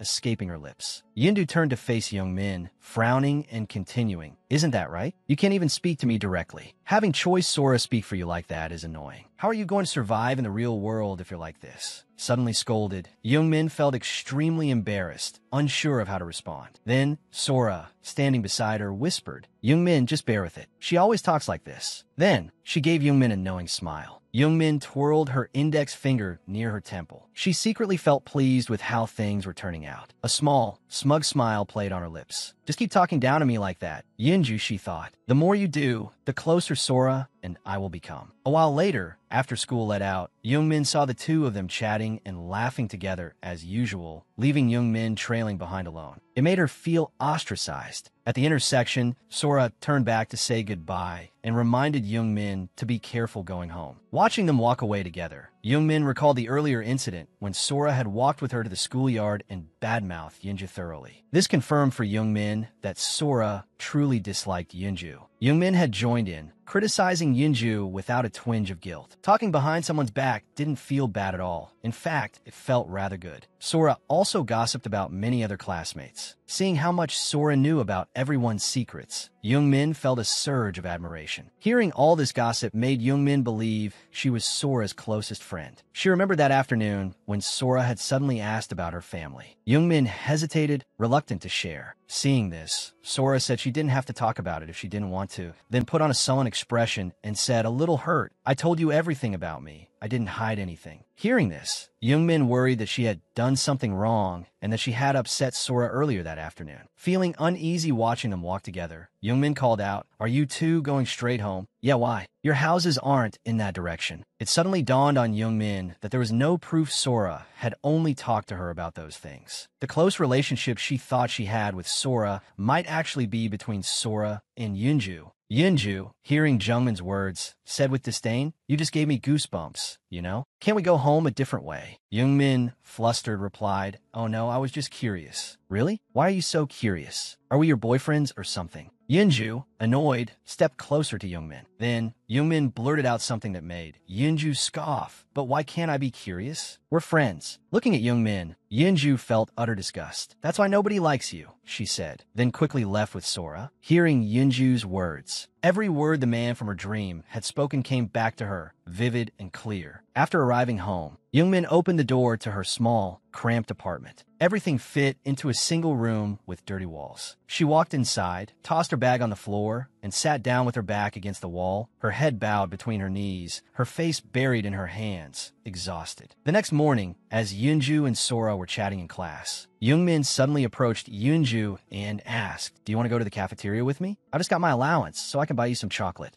Seeing that, Yinju smirked and said sarcastically, so you ignore me today to go off with Sora Youngmin immediately explained, "Oh no, I really didn't mean it like that." Then, lowering her voice, she added, "I'm sorry about that." Okay, it's fine. Let's just go with Sora then." Yunju's words made Youngmin feel relieved. After walking for a bit, Yunju suddenly remembered she had left her phone behind, but she felt too lazy to go back for it. Seeing this, Youngmin quickly offered to retrieve it for her and hurried off. Sora, observing Jungmin's reactions throughout the day, smiled inwardly. Things were getting more and more interesting. On her way back to the classroom, Youngmin told herself she had been too complacent. "Now I realize that all this time, I've forgotten my place. I thought I had escaped those awful people." While walking, Youngmin bumped into Ha Jahyun's group in the hallway. This time, they also ignored her as they walked towards the classroom door. Youngmin pushed the door open. The moment she stood in the doorway, everyone in the noisy classroom fell silent, turning to stare at her. This lasted for a few seconds before they resumed their chatter. But in that brief moment, Youngmin felt a lump form in her throat. The momentary silence and those cold stares made it clear that no one was on her side. Then, suddenly remembering how Yoonju and Sora had also treated her that way at times, Youngmin felt a pang of resentment. She wondered, "I really considered you my friends, so how could you do that to me? Why? Why would you treat me like this?" At the end of the school day, Ha Jahyun, as usual, called the class to attention. Class dismissed. Hearing this, Youngmin felt a surge of disgust. "I don't want to hear that voice at all." After the class was dismissed, Youngmin feigned surprise as she looked at her phone. As she was about to leave, she saw Yoonju and Sora walking ahead. Youngmin quickly approached them, wanted to say something, but stopped. She realized that they had never actually promised to leave school with her. It was just her trying to stick with them all this time. Oh well. Reaching the school gate, Youngmin was surprised to see Jae-hyuk already waiting for her. Seeing Jae-hyuk,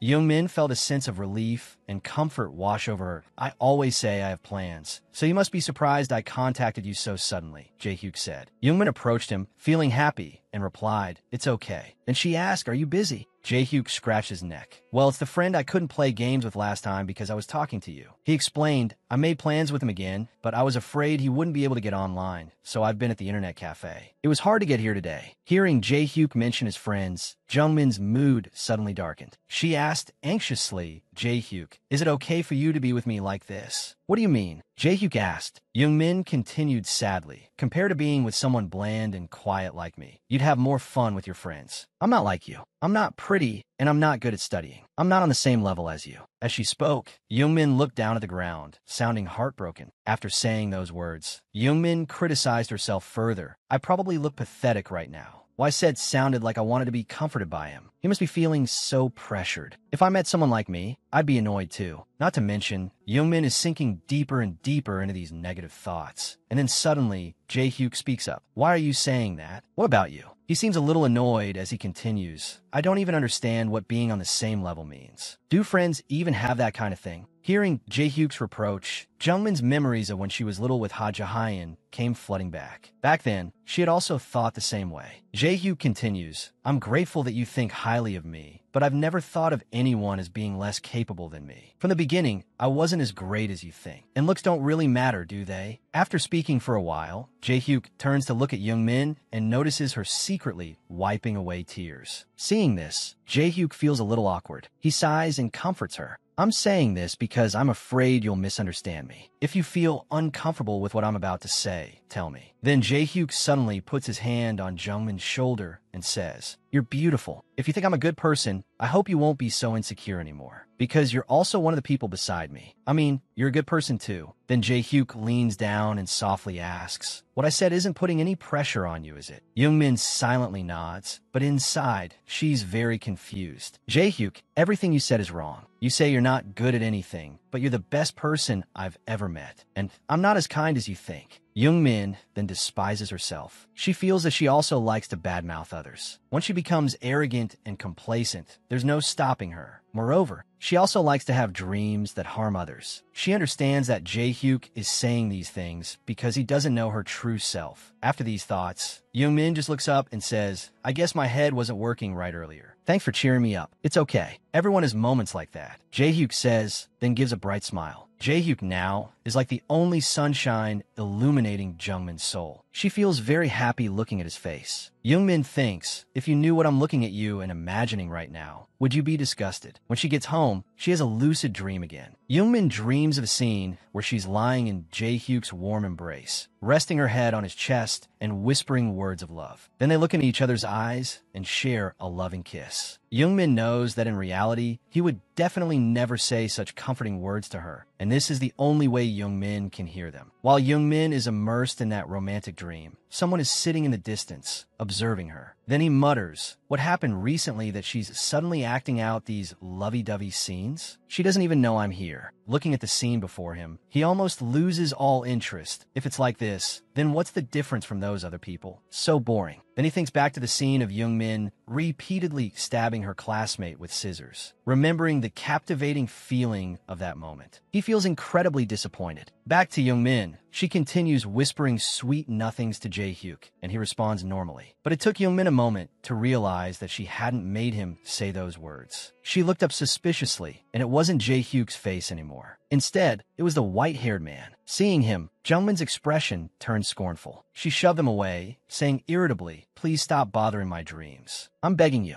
The man chuckled at her reaction. What were you doing? You didn't even realize I was here, and you were about to kiss me. He then covered his mouth with his hand, stifling a laugh as he asked, did you ever stab a classmate with scissors until they bled all over? Do you have a boyfriend now? Is his name Jae-hyuk? What school and grade is he in? Youngmin turned away, finding him annoying and wanting him to leave, that it's none of your business. I'm leaving. Don't follow me. The man tried to persuade her. Come on, let's talk a bit. I won't offer to help you deal with those you hate anymore. I practically live here, so I'm happy to listen to the boring stories that no one else is interested in. He then tried to coax her, just think of it as playing with a pitiful child and stay a little longer before you go. Anyway, you don't have the chance to tell this story to anyone else, right? Hearing his words, Youngmin felt he had a point. She felt that. He was the only one who wasn't pretending to be nice, innocent, and fake, and who also had nothing to do with her real life. Thinking it over, Youngmin decided to tell him. After listening to Jungmin's story, the man said, so, you're troubled by your relationships with those friends?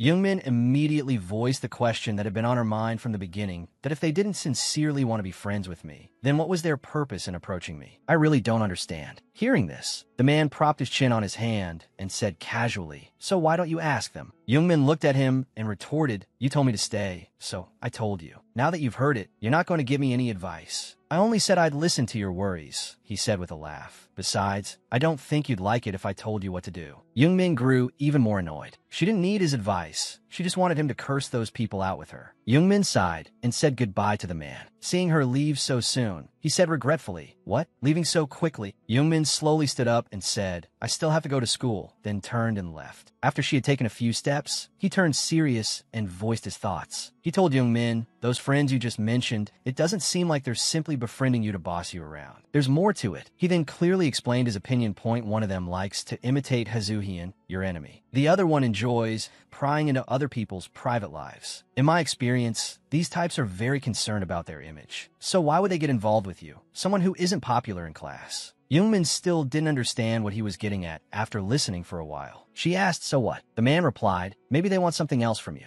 After talking to the man in her dream, his last words before she left kept echoing in her mind. Youngmin kept thinking, but couldn't figure out what she had that those two people wanted. She sat alone in class. Youngmin rested her chin in her hand and looked over at Yunju and Sora, thinking to herself that ever since that day, the two of them had been increasingly ignoring her and spending more time together. But because the lucid dream had left her quite tired, she didn't pay much attention. She slumped down on her desk, wanting to rest for a bit and forget everything. Just as she was about to close her eyes, she heard someone calling her from beside her. Youngmin looked up and saw two familiar faces. It was Sora and Yunju standing in front of her. Sora then asked, what are you doing after school? Want to come with us to the newly opened cafe? Their sudden invitation, after ignoring her for the past few days, left Youngmin bewildered. She suddenly remembered the things they had done recently that had bothered her, and she felt annoyed. Looking down to avoid their gaze, she said, I don't know. I'm a bit tired today. But Sora wouldn't let it go. She pleaded with Youngmin for a bit, and finally, Youngmin agreed. Looking at the two faces in front of her, Youngmin felt a surge of contempt. Despite this, she forced a smile and went along with them. Why act so friendly with me like before, she thought. Then, Youngmin suddenly remembered what the man in her dream had said and felt a flicker of suspicion. After school, the three of them went to the cafe they had agreed on. Sora enthusiastically recommended some of the best items to Youngmin, but because she didn't have much money left, Youngmin only ordered an Americano. Seeing this, Sora said, "It's on me today. I owe you money anyway." Youngmin was a little taken aback. She then happily chose her drink. The atmosphere was quite relaxed and cheerful, which made Youngmin feel strangely uncomfortable. She didn't understand how their attitudes could change so quickly, and that made her even more suspicious of them. A moment later, Sora suddenly spoke, her tone serious. "Youngmin, actually, we asked you here because we have something to tell you." Hearing this, Youngmin felt a knot of anxiety in her stomach. Sora continued, "We think that we've made you sad a lot lately. Us going off on our own wasn't because we wanted to isolate or exclude you. It's a bit of a long story, but lately, Hajahayan has been telling us to stop hanging out with you, so we've been a little stressed." Youngmin listened silently, utterly shocked. "What? You don't believe her, do you?" Sora continued, "You know, Hajahayan hasn't liked you from the start. Seeing us being close to you probably didn't make her happy. So, every time after school, the two of us have been talking about this." Youngmin, hearing this, asked, "Then why didn't you tell me? Why did you?" Sora didn't wait for Youngmin to finish her question and immediately replied, "You've been hurt by Hajahayan before. We didn't want to bring up those painful memories for you again. That's why, when you asked us about walking home together, Yunju panicked and blurted out those things. She didn't mean any harm." Then, Sora added another sentence to make Youngmin feel sympathetic. She said, "You don't know how regretful Yunju was after saying goodbye to you." At this point, Yunju put on a remorseful expression and sighed. "The two of us have been thinking a lot about it, but seeing you becoming more and more depressed and reserved with us, we knew this wasn't the right way to handle things. So we invited you here to tell you everything." Sora's words sounded sincere. Youngmin suddenly felt a little moved. She wasn't sure if what they said was true. The moments of isolation came flooding back. Youngmin felt that even if it were true, it didn't fully explain their recent distance.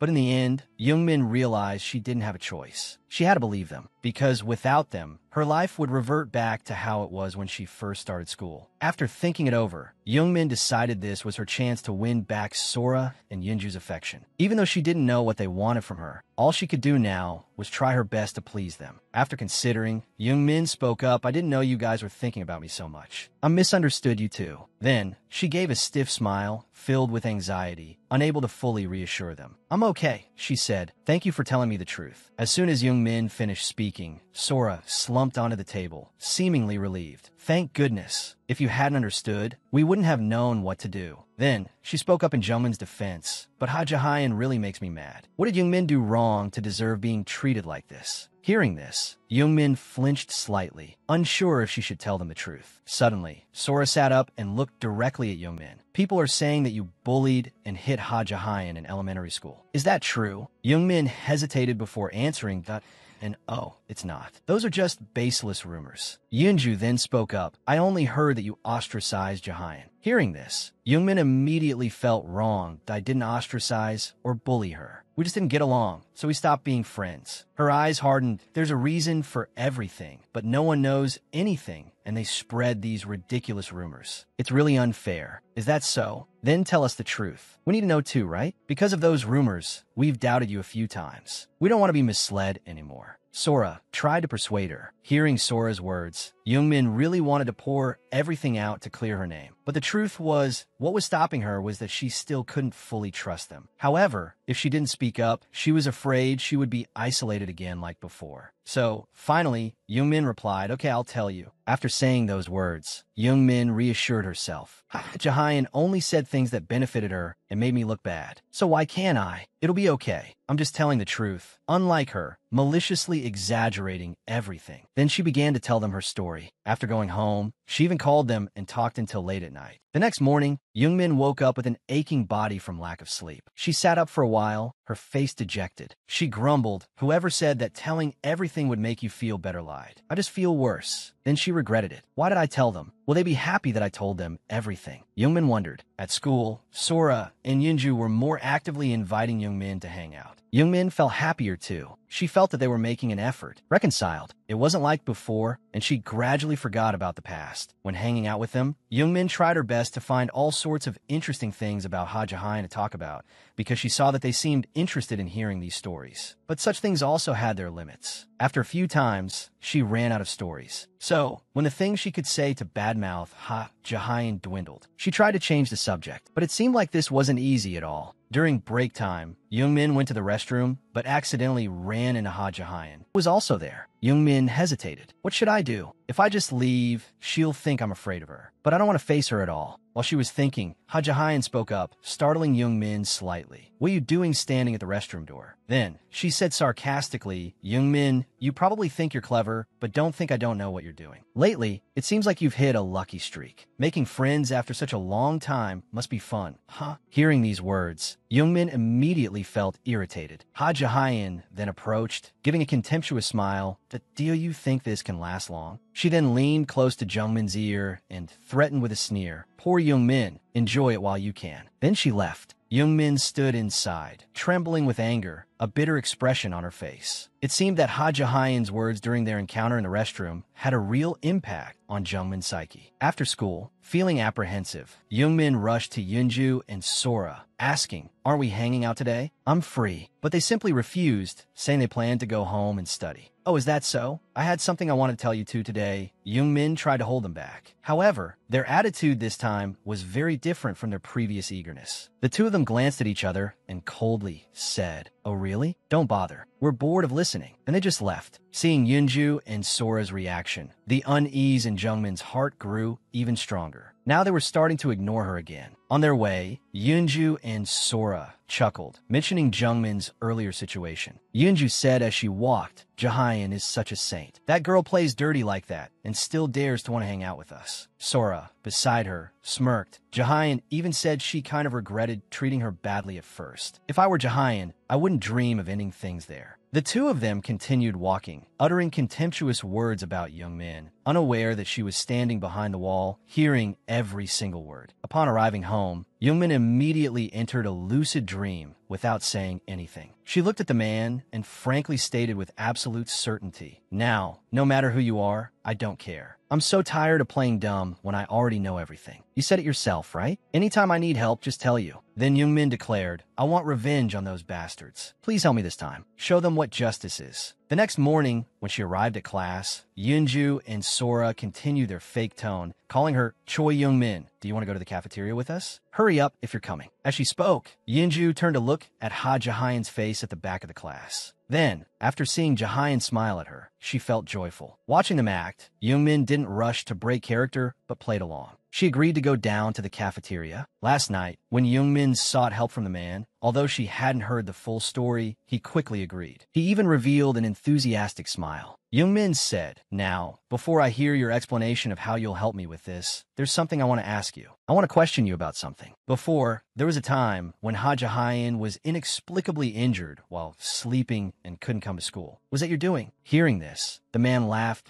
Oh, you know, that was a surprise I had for you. Youngmin asked, how were you able to do that? Before she could finish her sentence, he raised his hand in front of her, intending to stop her from continuing, and interrupted. First, you should probably know about my abilities before asking any questions. Then he began to explain. Basically, it's lucid dreaming. I started there just like you. After that, I could freely enter other people's dreams. I can even see and experience the outside world as an independent soul. I thought a normal person could only do that much, but I'm more extraordinary. The things I do in this world can even directly affect reality. It's nothing major in the outside world, but it was enough to teach your friend a lesson. Youngmin, after listening, spoke up. You said this before. If I wanted, you would consider killing someone. Is that also within your abilities? The man chuckled and calmly replied, of course, but it would be a little strenuous. Even if it's just in a dream, I still have to directly kill someone, you know. Hearing this, Youngmin thought, at least having this guy is enough to keep those girls from coming to school anymore. But is the outcome really that simple? Just some injuries on their bodies, and they'll heal. That's clearly not enough. They didn't have to endure and suffer like I did. How can that little bit make them think it's punishment for what they've done? The more Youngmin thought, the hotter her chest felt. Remembering the faces and disgusting actions of those hypocrites made her want to torture them to the extreme. After explaining what he could do to Youngmin, The man quickly wanted to leave. I'll come find you after I've prepared everything. I won't bother you for a while. Feel free to go wild. But what he offered couldn't satisfy Jungmin's resentment. She called him back. Jungmin didn't want him to be the only one who could witness the pained faces of those who bullied her. Then, she gave a delighted smile, her eyes staring intently, as if imagining all the worst scenarios for them. You just need to support me. I will personally take revenge on each of them, one by one. After deciding on revenge, Jungmin's face became much more confident. She sat in class, her chin resting on her hand, looking straight ahead, no longer constantly looking down at the ground as before. During P class, Jungmin knew that because the gym uniform didn't have pockets, any belongings had to be left in the classroom. This was her opportunity. As usual, the class would divide into pairs to practice volleyball. This used to be the most dreadful time for Jungmin, but today was different. She stared at Yoonju and Sora for a long time, then turned and walked straight into the classroom. Back to yesterday's conversation. Jungmin had chosen Sora as her first target because this girl was the easiest to manipulate. She asked that man to use his ability and help her find the password to Sora's phone and messaging app. According to Jungmin, Sora had been a backstabber and gossiped about others behind their backs for a long time. She was certain there were others who'd join in on it. Holding the phone in her hand, it was now time for Jungmin to confirm whether the password the man gave her was correct. To be honest, she didn't completely believe what the man had said, because the story about out-of-body experiences sounded like a scam. But now, she could confirm whether he was telling the truth just by doing this. Thinking this, Jungmin quickly entered the provided password, and it actually unlocked. Seeing the screen light up, Jungmin was extremely excited. She smirked, surprised that everything he said was true. Excellent. Jungmin reacted momentarily, then quickly returned to the main task. Unlocking the phone wasn't enough. She also needed the messaging app's password. Jungmin typed while praying. Having come this far, please let me find something. Not disappointing Jungmin's expectations, Sora's chat history contained dozens of gossip groups. Jungmin only needed to click on a random one to find a ton of messages to use as blackmail. Reading those lines, she scoffed disdainfully. This damn Sora, as expected,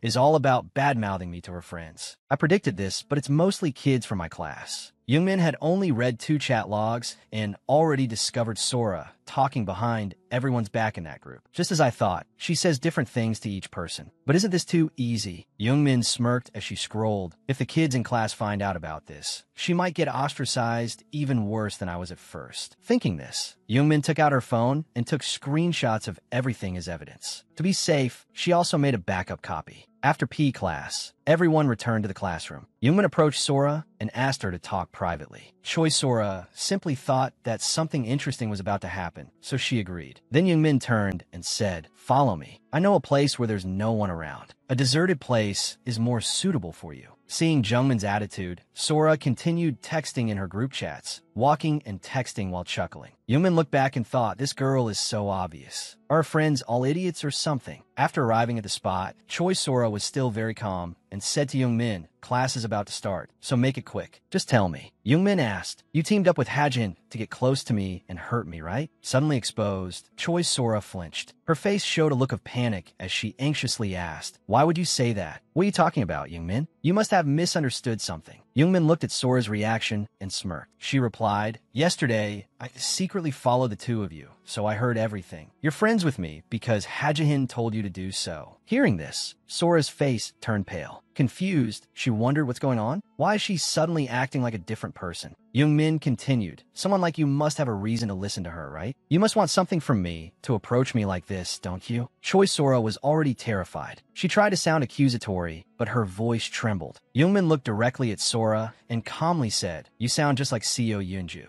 But I wonder who the real trash is." Jungmin smirked and held up her phone in front of Choi Sora, asking, "This looks pretty familiar from afar, doesn't it?" The bright screen displayed Sora's own text messages. Choi Sora froze, fear evident in her eyes. "Huh? How did that get on your phone?" Jungmin replied, "You don't need to know that. Your entire chat history is in my hands." She then added a warning, "And you'd better not even think about touching my phone. I backed everything up. If you try anything, I'll send these messages to everyone in our class. I've got nothing left to lose anyway." Sora was instantly struck with panic, speechless. "I thought I finally made some friends, so I tried my best to please you all. But now, I don't need to do that anymore. I've given up on everything. Jungmin's words were the most terrifying threat to Sora. Her legs went weak, and she collapsed to the ground, kneeling before Youngmin and pleading desperately. Choi Sora was a pathetic sight. Stammering, she said, I am sorry, Youngmin. I'll do anything you want. Please, just don't share those messages, okay? Please. Looking at the groveling girl before her, Youngmin couldn't help but laugh. Sora's expression was truly amusing to her. Well, first, tell me everything about Ha Ji-hyun's plan, Youngmin demanded. Hearing this, Sora didn't hold back and told Youngmin everything. She called Yunju and me aside and asked if we were happy being friends with you. She said that even though you hurt her in the past, she felt bad seeing you ostracized by everyone. Of course, Yunju would listen to her. Youngmin listened, then questioned, so you looked down on me and befriended me just so you and your friend could have some fun at my expense? Called out on her true intentions. Choi Sora was speechless, unable to offer any justification. Fearfully, she lowered her head and mumbled apologies. Youngmin, unmoved by her pleas, cut her off. Save your apologies. She looked at the girl before her with disdain. Apologies depend on who's saying them. Hearing them from you makes me sick. Even so, I'll give you a chance to make amends. Youngmin continued, then laid out her first demand. First, you'll stick with me no matter what. Choi Sora looked up, bewildered, that's all. Up until now, Sora had often invited Youngmin to hang out, so this request seemed rather ordinary. But Jungmin's objective wasn't simply to have someone by her side to stave off loneliness. She wanted to keep this girl close, to use her as a shield when necessary. Upon hearing Jungmin's explanation, Sora's expression involuntarily revealed her contempt. Seeing Sora's face, Youngmin lightly shook her phone. What's wrong? Don't want to, she asked, feigning innocence. Sora, of course, didn't dare refuse. Forcing a twisted smile, she said, no, I agree. Manipulating Choi Sora had been so easy, Youngmin figured. Ha Ji-hyun wasn't acting out of guilt. She genuinely didn't want Youngmin to be happy. After talking for a while, Youngmin and Sora returned to the classroom. As they walked, Sora anxiously asked, you don't want me to do anything else? The two reached the classroom door. Yunju, seeing them, scowled and called out, Sora, where have you been? I've been looking for you. Then, turning to Youngmin, she sarcastically added, Choi Youngmin, are you dragging Choi Sora off again to isolate me? Youngmin, no longer holding back, glared at Yunju after hearing her speak so disrespectfully. No, it's not like that. There was something I needed to talk to Sora about, so we went outside for a bit. Then, with a cryptic smile, she added, you'd be pretty shocked if you heard what we were talking about. Hearing this, Sora panicked and interrupted loudly, yelling at Yunju, we're friends. Of course we can talk privately. Why do you need us to report back every single word? Stop picking on Youngmin. Yunju was taken aback, letting out a disbelieving huh before asking Choi Sora, why are you? But before Yunju could finish, Sora quickly changed the subject, saying she needed to use the restroom, and hurriedly grabbed Jungmin's arm, pulling her away. Seeing Sora act this way, Youngmin was curious to see Seo Yunju's reaction. It was quite amusing to see her frustrated expression. After they reached the restroom, Youngmin praised Sora, you acted well back there. Keep it up. Sora quickly expressed her obedience. Youngmin smirked, feeling quite satisfied. How does it feel, being in a situation where you have no choice but to flatter a classmate? You two should try experiencing that feeling too. While I'm figuring out how to deal with Ha Ji-hyun, watching you two tear each other apart will be quite entertaining. Ever since she'd asked Sora to talk outside, Sora had indeed stayed glued to Jungmin's side, even on the way home, leaving Seo Yunju alone. The next morning, when Youngmin arrived at class and opened the door, she found Seo Yunju already there. She wondered what's going on. Seo Yunju is here even earlier than me. I come early because I hate being at home and want some alone time. Lost in thought, Youngmin walked in and greeted Yunju.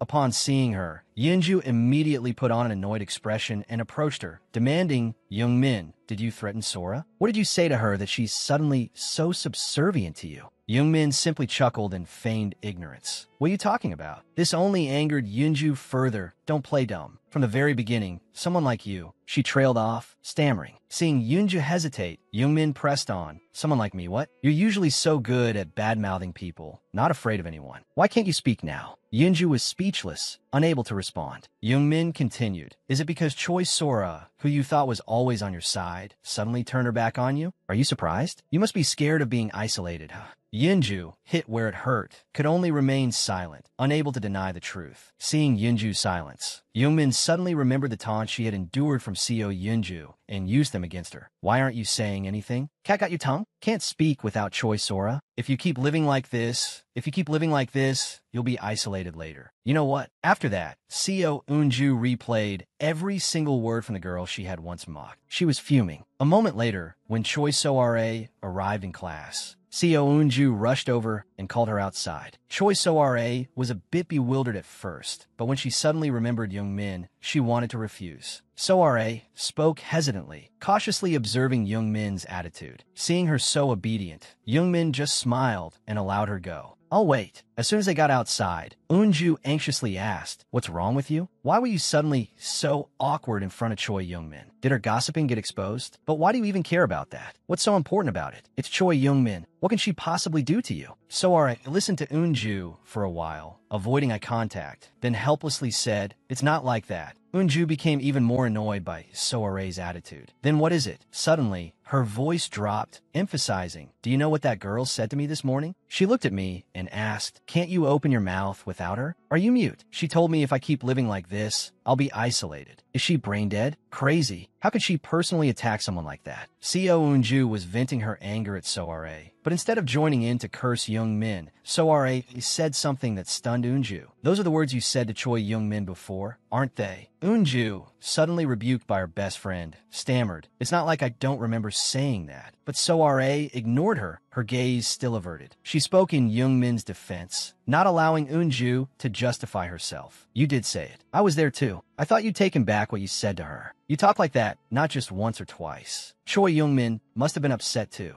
Eunju was surprised at first, asking Sora why she was suddenly taking that girl's side. But then her expression and attitude changed completely. She turned and started criticizing Sora, calling her two-faced and opportunistic. Then came a stream of scornful and reproachful words in her usual tone. Sora silently endured it for a while, but finally couldn't take it anymore. She cursed under her breath and looked Eunju straight in the eye, snapping, "Do you think I'm easy to bully?" Eunju was taken aback by her attitude. Sora lowered her voice and asked again, "Choi Sora, what did you just say?" Sora crossed her arms, contempt evident on her face. She didn't even bother looking at Eunju standing in front of her. She declared, "I can't be friends with you anymore. It's over. I'll say what I want to say and end it here." Then Sora began, "You know I have a lot of other friends besides you, right? But have you ever wondered why I never introduced them to you? Because from the beginning, everyone who's been friends with me has hated you. You'd probably never guess the reason, even if you thought about it your whole life." Sora smirked and continued, "Do you know how pathetic your personality is? Last year, you were the same. Everyone else was having fun talking, but every day you'd put on a serious face and lecture them. You almost got isolated. I was the one who spoke up for you, but you weren't even grateful. You just looked down on me. I'm really curious about one thing. You always talk down to people like that, but you never think about how the people around you see you. Why do you keep getting yelled at by Sora?" Seo Eunju retorted resentfully, "You're always gossiping and making fun of other people's problems, but I was just trying to play along to make you happy. How dare you say these things to me now?" Hearing this, Sora seemed startled and denied it, saying, "When did I do that?" Unable to stand it, Seo Eunju shouted, "You did. In elementary school. You told everyone in our class that my parents were getting divorced. From that moment on, I've always hated you. So whenever you don't consider the people around you, even in small things, I have no choice but to be harsh with you. Me becoming like this isn't entirely your fault, is it?" At this point, Seo Eunju's eyes welled up with tears. But Sora didn't seem to care much. After speaking, she turned and went back to the classroom. She even added, "Let's not hang out anymore. Let's just pretend we're strangers." Sora had only taken a few steps away when Seo Eunju collapsed on the ground, sobbing. Later, in the classroom, Kim Hae-jin acted as usual, approaching Ha Ju-hyun to go to the cafeteria. But today, Ha Ju-hyun remained silent, not bothering to reply. Seeing this, Hae-jin moved closer, thinking Ju-hyun hadn't heard her. But then she suddenly noticed his cold expression. Realizing that Ha Ju-hyun seemed upset, Kim Hae-jin quickly changed the subject, pretending to ask, "Where's Yuzu?" Then she glanced towards a group of people gathered on the other side of the classroom. She wondered, Those kids, why are so many people surrounding Choi Young-min? Is that why Ju Hyun is in a bad mood? And suddenly felt confused about her relationship with Ha Ju Hyun. Even though they were friends, sometimes she didn't know what he was thinking. Lost in thought, she didn't even react when Yuzu called her. Ha Ju Hyun, left sitting there, observed the strange events unfolding in the classroom for a while before approaching Eunju, who was sitting alone. Eunju, can I talk to you for a moment? When they reached a quieter spot, Ha Ju Hyun didn't directly ask why Young-min suddenly had so many friends. Instead, he asked why Eunju was now alone, when she had clearly asked both of them to hang out with Choi Young-min. Already feeling frustrated, Eunju immediately poured out her feelings, hoping for sympathy and comfort from her friend.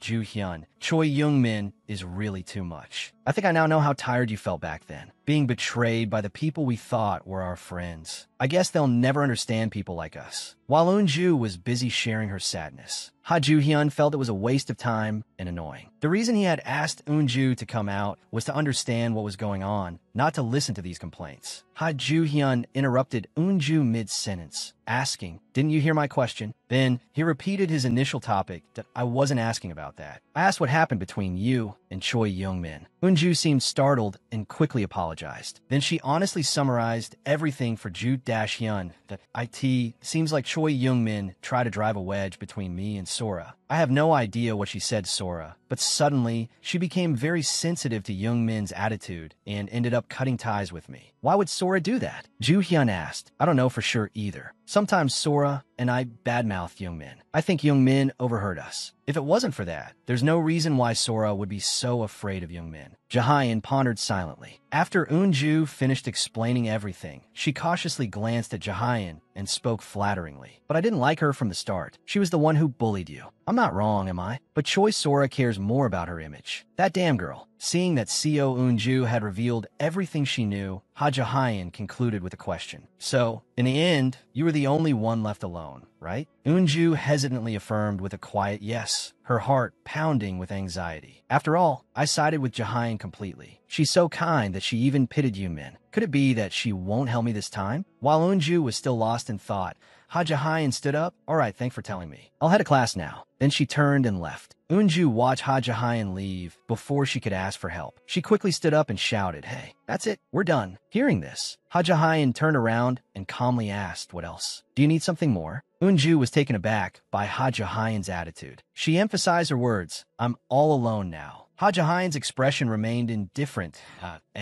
Oh what? Eunju was stunned by her words and stammered, "You know what situation I'm in." Not wanting to hear another word from Eunju, Ha Jahyun cut her off. "I guess it's my fault you're alone." Eunju, now extremely timid, said that's not it, and then suggested having lunch with Ha Jahyun. Ha Jahyun glanced at Eunju's pathetic state, finding it incredibly amusing. Why does this mediocre thing keep clinging to me, she thought, then politely declined, "And why friends don't know you. So, I don't think that possible." Hearing this, Eunju reached out to grab her, pleading, "Ha Jahyun." Seeing Eunju's hand about to touch her, Ha Jahyun decisively brushed it away. Having been civil with Eunju up until now, Ha Jahyun felt she had lowered herself enough. Who knew she wouldn't understand and kept clinging on, even trying to touch her. Disgusted, Ha Jahyun spoke frankly. "I've already said so. You should understand. Or do I have to spell it out? It's embarrassing to be associated with someone like you. You're so clueless. Whether you're isolated in class or not has nothing to do with me. Stop your wishful thinking." Then she left. After a few steps, Ha Jahyun suddenly stopped. Turning back, she looked at the sweater Eunju was wearing. That red really doesn't suit you. On the way, Ha Jahyun felt uneasy thinking about how she had assumed that leaving those who hated Choi Young-min, like Chashi and Chanseok, next to her would eventually lead to Jungmin's isolation. But unexpectedly, it wasn't Young-min who was ostracized. The more Ha Jahyun thought about it, the more frustrated she became, nervously biting her nails. She wasn't even betrayed, and now I feel like she's taking over the whole group. What's going on? The Choi Young-min I knew didn't have that ability. Or did her past appearance cloud my judgment? Even after entering the classroom, Ha Jahyun was still bothered by Choi Jungmin's actions. So much so that Young-min was always on her mind. It wasn't until she heard Kim Hyejin yell her name loudly that she snapped out of it. Kim Hyejin then excitedly invited Ha Jahyun to karaoke as they had planned. But Ha Jae-hyun suddenly said she wouldn't go. This made Kim Hye-jin panic slightly. The others had only agreed to go because Ha Jae-hyun was going. So they kept calling and pestering her. Ha Jae-hyun, already in a bad mood and now being bothered, immediately snapped back at Kim Hye-jin with harsh words, saying things like, "Can't you make friends without me?" Pathetic. Hearing those words, Kim Hye-jin couldn't help but feel resentful. As Ha Jae-hyun walked out of the school gates, she saw Eun-ju calling her, but she ignored the call and hung up. Looking up, Ha Jae-hyun saw Choi Young-min saying goodbye to her friends. Then, Young-min walked off excitedly, calling out Ji-hyuk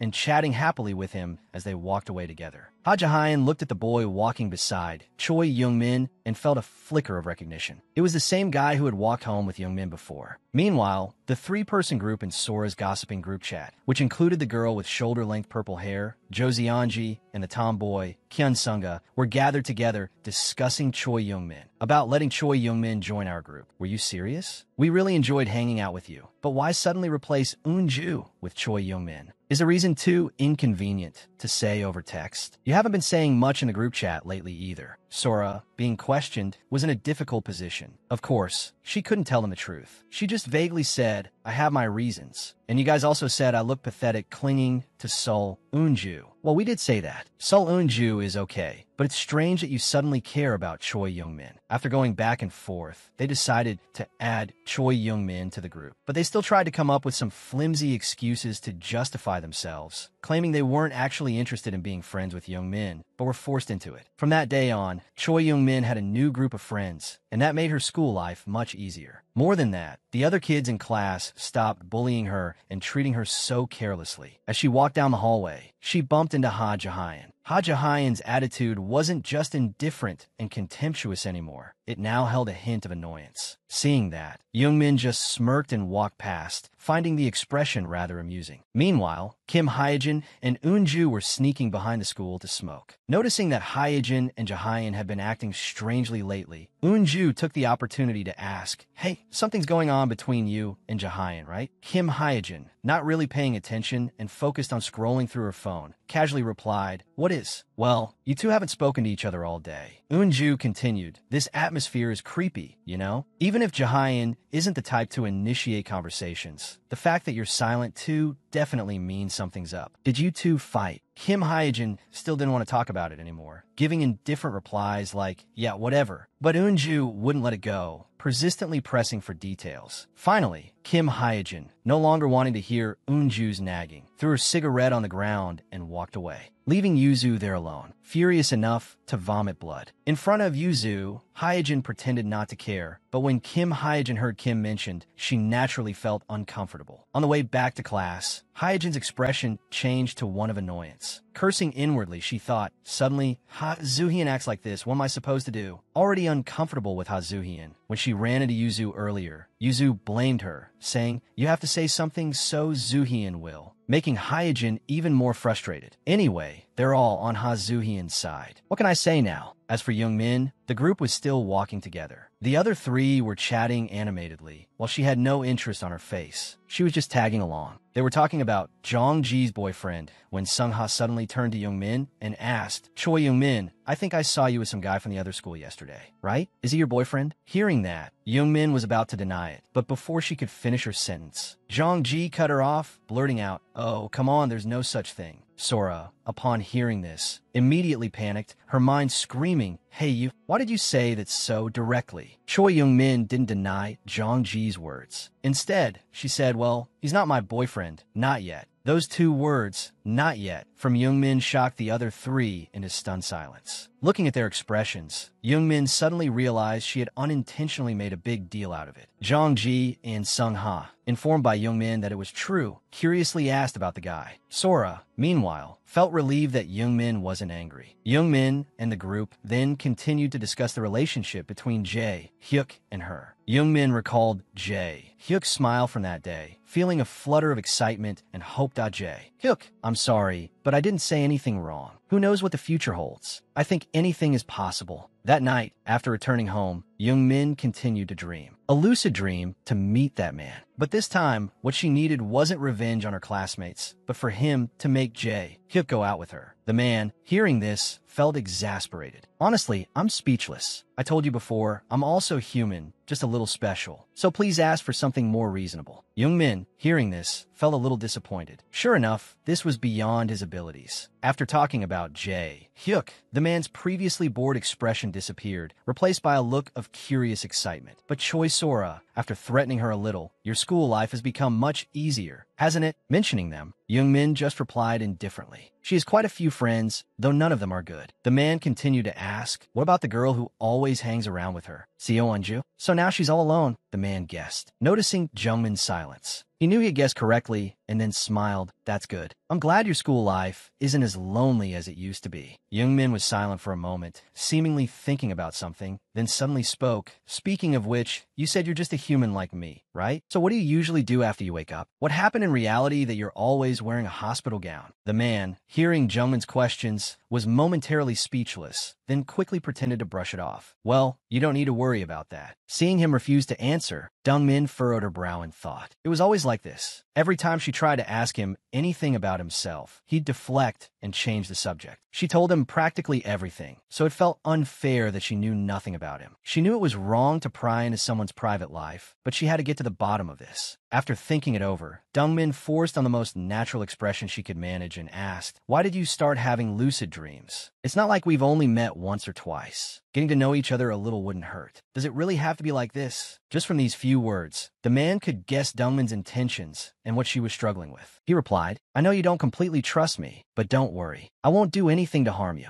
Dongmin, realizing he'd seen through her, dropped the pretense and said, that's exactly why I can't trust you. Seeing Dongmin's persistence, the man immediately uttered chillingly suggestive words that you're strangely stubborn. Don't you already know the answer, yet you still insist on asking? He then stepped closer to Dongmin, startling her. She instinctively took half a step back. He continued, it seems you've forgotten something. I can kill people without anyone knowing. Because it happens in a dream, there won't be any trace or fingerprints left behind. Meaning, killing someone is as easy as pie for me. As he spoke, he smirked, making Dongmin unconsciously shudder. He leaned down, his face directly in front of hers, and asked, do you understand what I mean now? Whether you already know or not. And even if you keep asking, don't try to find out about me. He then laid out his demand, drawing a clear line. Just stick to that, and I'll help you get your revenge, just as you want. I like to be friends with you for a long time. Dongmin looked up at his face, silently understanding his intentions. The man smiled and patted Dongmin's shoulder, feigning casual cheerfulness that it's time. You should go back now. You have school, student Dongmin. With that, he turned and walked away. Dongmin stood there frozen for a moment, watching his figure recede into the distance. She muttered angrily, crazy bastard. After waking up, Dongmin had to go straight to school. On the way, still irritated by the man, she yelled in frustration, venting her anger. Seriously, unbelievable. So what if he can kill people? What's there to brag about? Why put on that kind of act? It gives me the creeps. I just can't understand him at all. After ranting about him, Dongmin calmed down and thought back to his expression and words. It seemed like he became even more sensitive whenever she asked about things that happened before he started having lucid dreams. Even his clothes were the same. But what did he mean when he said she already knew? Was he someone she knew? Meanwhile, Jeonjo, Sunga, and Sora were gathered together, gossiping about Young-min that it's so awkward being around him. I don't know how to talk to him anymore. Sunga responded, honestly, I feel the same. Yesterday, I saw you talking to him, and you seem to be having fun. That's because you guys were having such a good conversation, I just went along with it. They went back and forth for a while. The result was that, from then on, the three of them acted normally when Young-min was around, but when they met up privately, they pretended they didn't want to be friends with him. Then the other two, Jeonjo and Sunga, started gossiping about Young-min again, saying they couldn't believe she was with such a handsome guy. Only Sora felt awkward and wanted to say something nice about Young-min, but she was afraid the other two would be suspicious. In the end, she just stammered a few words in response. The two girls, still talking, turned to Sora and asked, so Sora, what do you think? Sora, startled at being suddenly addressed, jumped. But because she couldn't badmouth Young-min for fear of getting caught like last time, she just turned away and said, I don't know. Jeonjo and Sunga, seeing Sora's unusual behavior, immediately got annoyed. Don't give us vague answers like that. You've been really strange lately. What's the reason you're hanging out with someone like Choi Young-min? Do you really not want to tell us? Sora looked at them, thought for a moment, and then spoke, half-truthfully. Well, there's no other way. Just keep it between us, but Choi Young-min has our entire chat history, where we badmouthed other people. The other two gasped, shocked. Sora continued. She has proof, so I don't have a choice. Sunga, now suspicious, asked, how did she get it? It was just us in that chat. Unless one of us took screenshots and leaked them. How would she know? Jianzhou agreed. Exactly. Sunga's words were clearly accusing Sora. Realizing this, Sora snapped, it wasn't me. Think about it. If I intentionally gave Choi Young-min those messages, it would be like shooting myself in the foot. Be reasonable. Sunga, seeing the logic in this, stopped questioning Sora, who breathed a sigh of relief. Jianzhou, standing beside them, clenched her fists and said in frustration, then how did she find out? No way. I didn't think she'd do something so crazy. How dare she threaten us with that? Sora put on a serious expression and,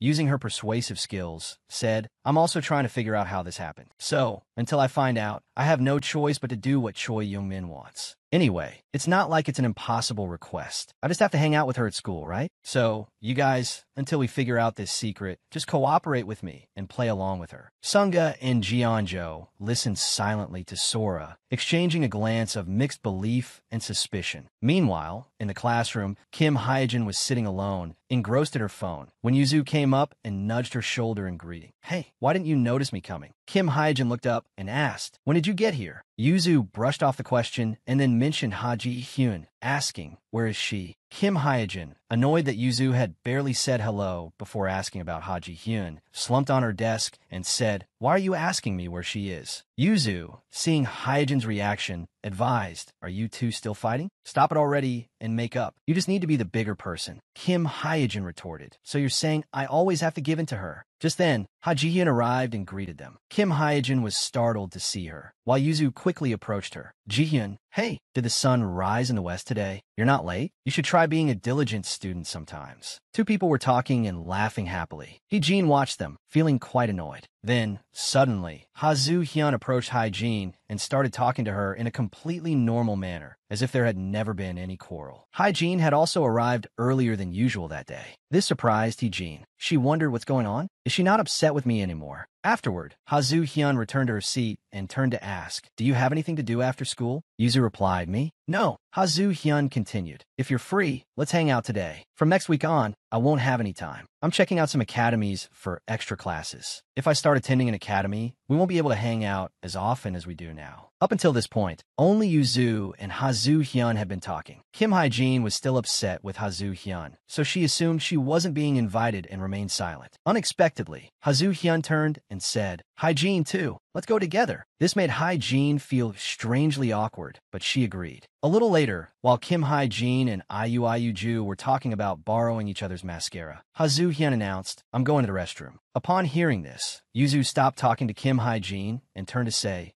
let me go with you. No need, Ha-zu-hyun replied with a smile. Her eyes glanced at Kim Hyejin's frowning face before she turned and left. As soon as Ha-zu-hyun left, Kim Hyejin suddenly stood up and said, Yuzu, come outside with me for a bit. Once outside, Yuzu casually lit a cigarette and looked up at the sky, sighing, the weather is so beautiful. I just want school to end quickly so I can go fly. Kim Hyejin, on the other hand, sighed deeply several times, sounding very gloomy. After admiring the sky and ground, Yuzu suddenly remembered Kim Hyejin and turned to her, asking cluelessly, but what's wrong with you? Kim Hyejin, annoyed by Yuzu's seemingly oblivious tone, retorted, don't you know? I'm having a fight with Zu-hyun. Yuzu finally understood, letting out an ah, and then smiling again. But Zu-hyun invited us to hang out later, right? Doesn't she want to make up with you? The more Kim Hyejin talked to Yuzu, the more frustrated she became, thinking to herself, does this girl even have a brain? I don't understand her. Yuzu continued, everything will be fine. Just have fun together, and you'll forget all about it. Kim Hyejin, already annoyed and wanted to talk to Yuzu to relieve her stress, became even angrier at Yuzu's lack of understanding. Clenching her teeth, she recalled the time she spent with Ha-zu-hyun, feeling increasingly resentful. Clearly, Hyejin couldn't simply brush things off like Yuzu. She then thought about how she always played the role of enforcer, stepping in when needed and putting pressure on others for Zu-hyun. A few weeks earlier, when Ha-zu-hyun had asked Hyejin to meet and talk,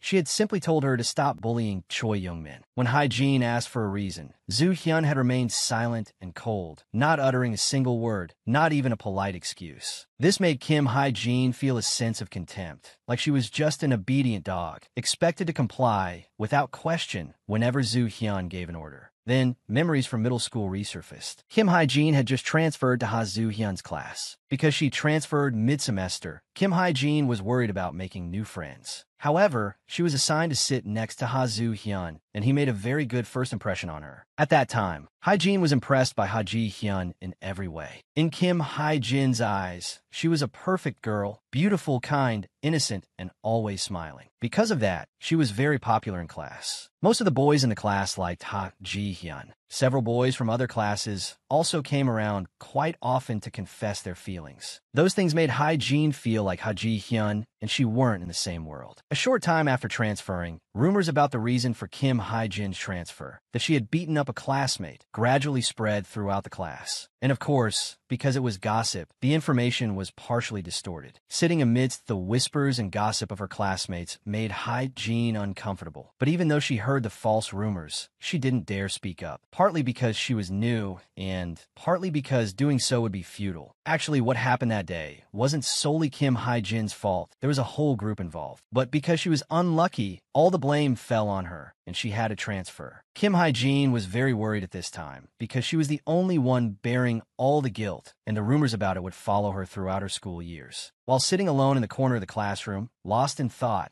Ha Ji Hyun suddenly approached with a smile and said, "Hae-jin, I'm going to the restroom with some friends. You should come too." Then Kim Hae-jin suddenly realized that ever since Ha Ji Hyun talked to her and showed her concern, the other students in the class no longer looked at her with those malicious eyes. She then felt incredibly grateful to Ha Ji Hyun.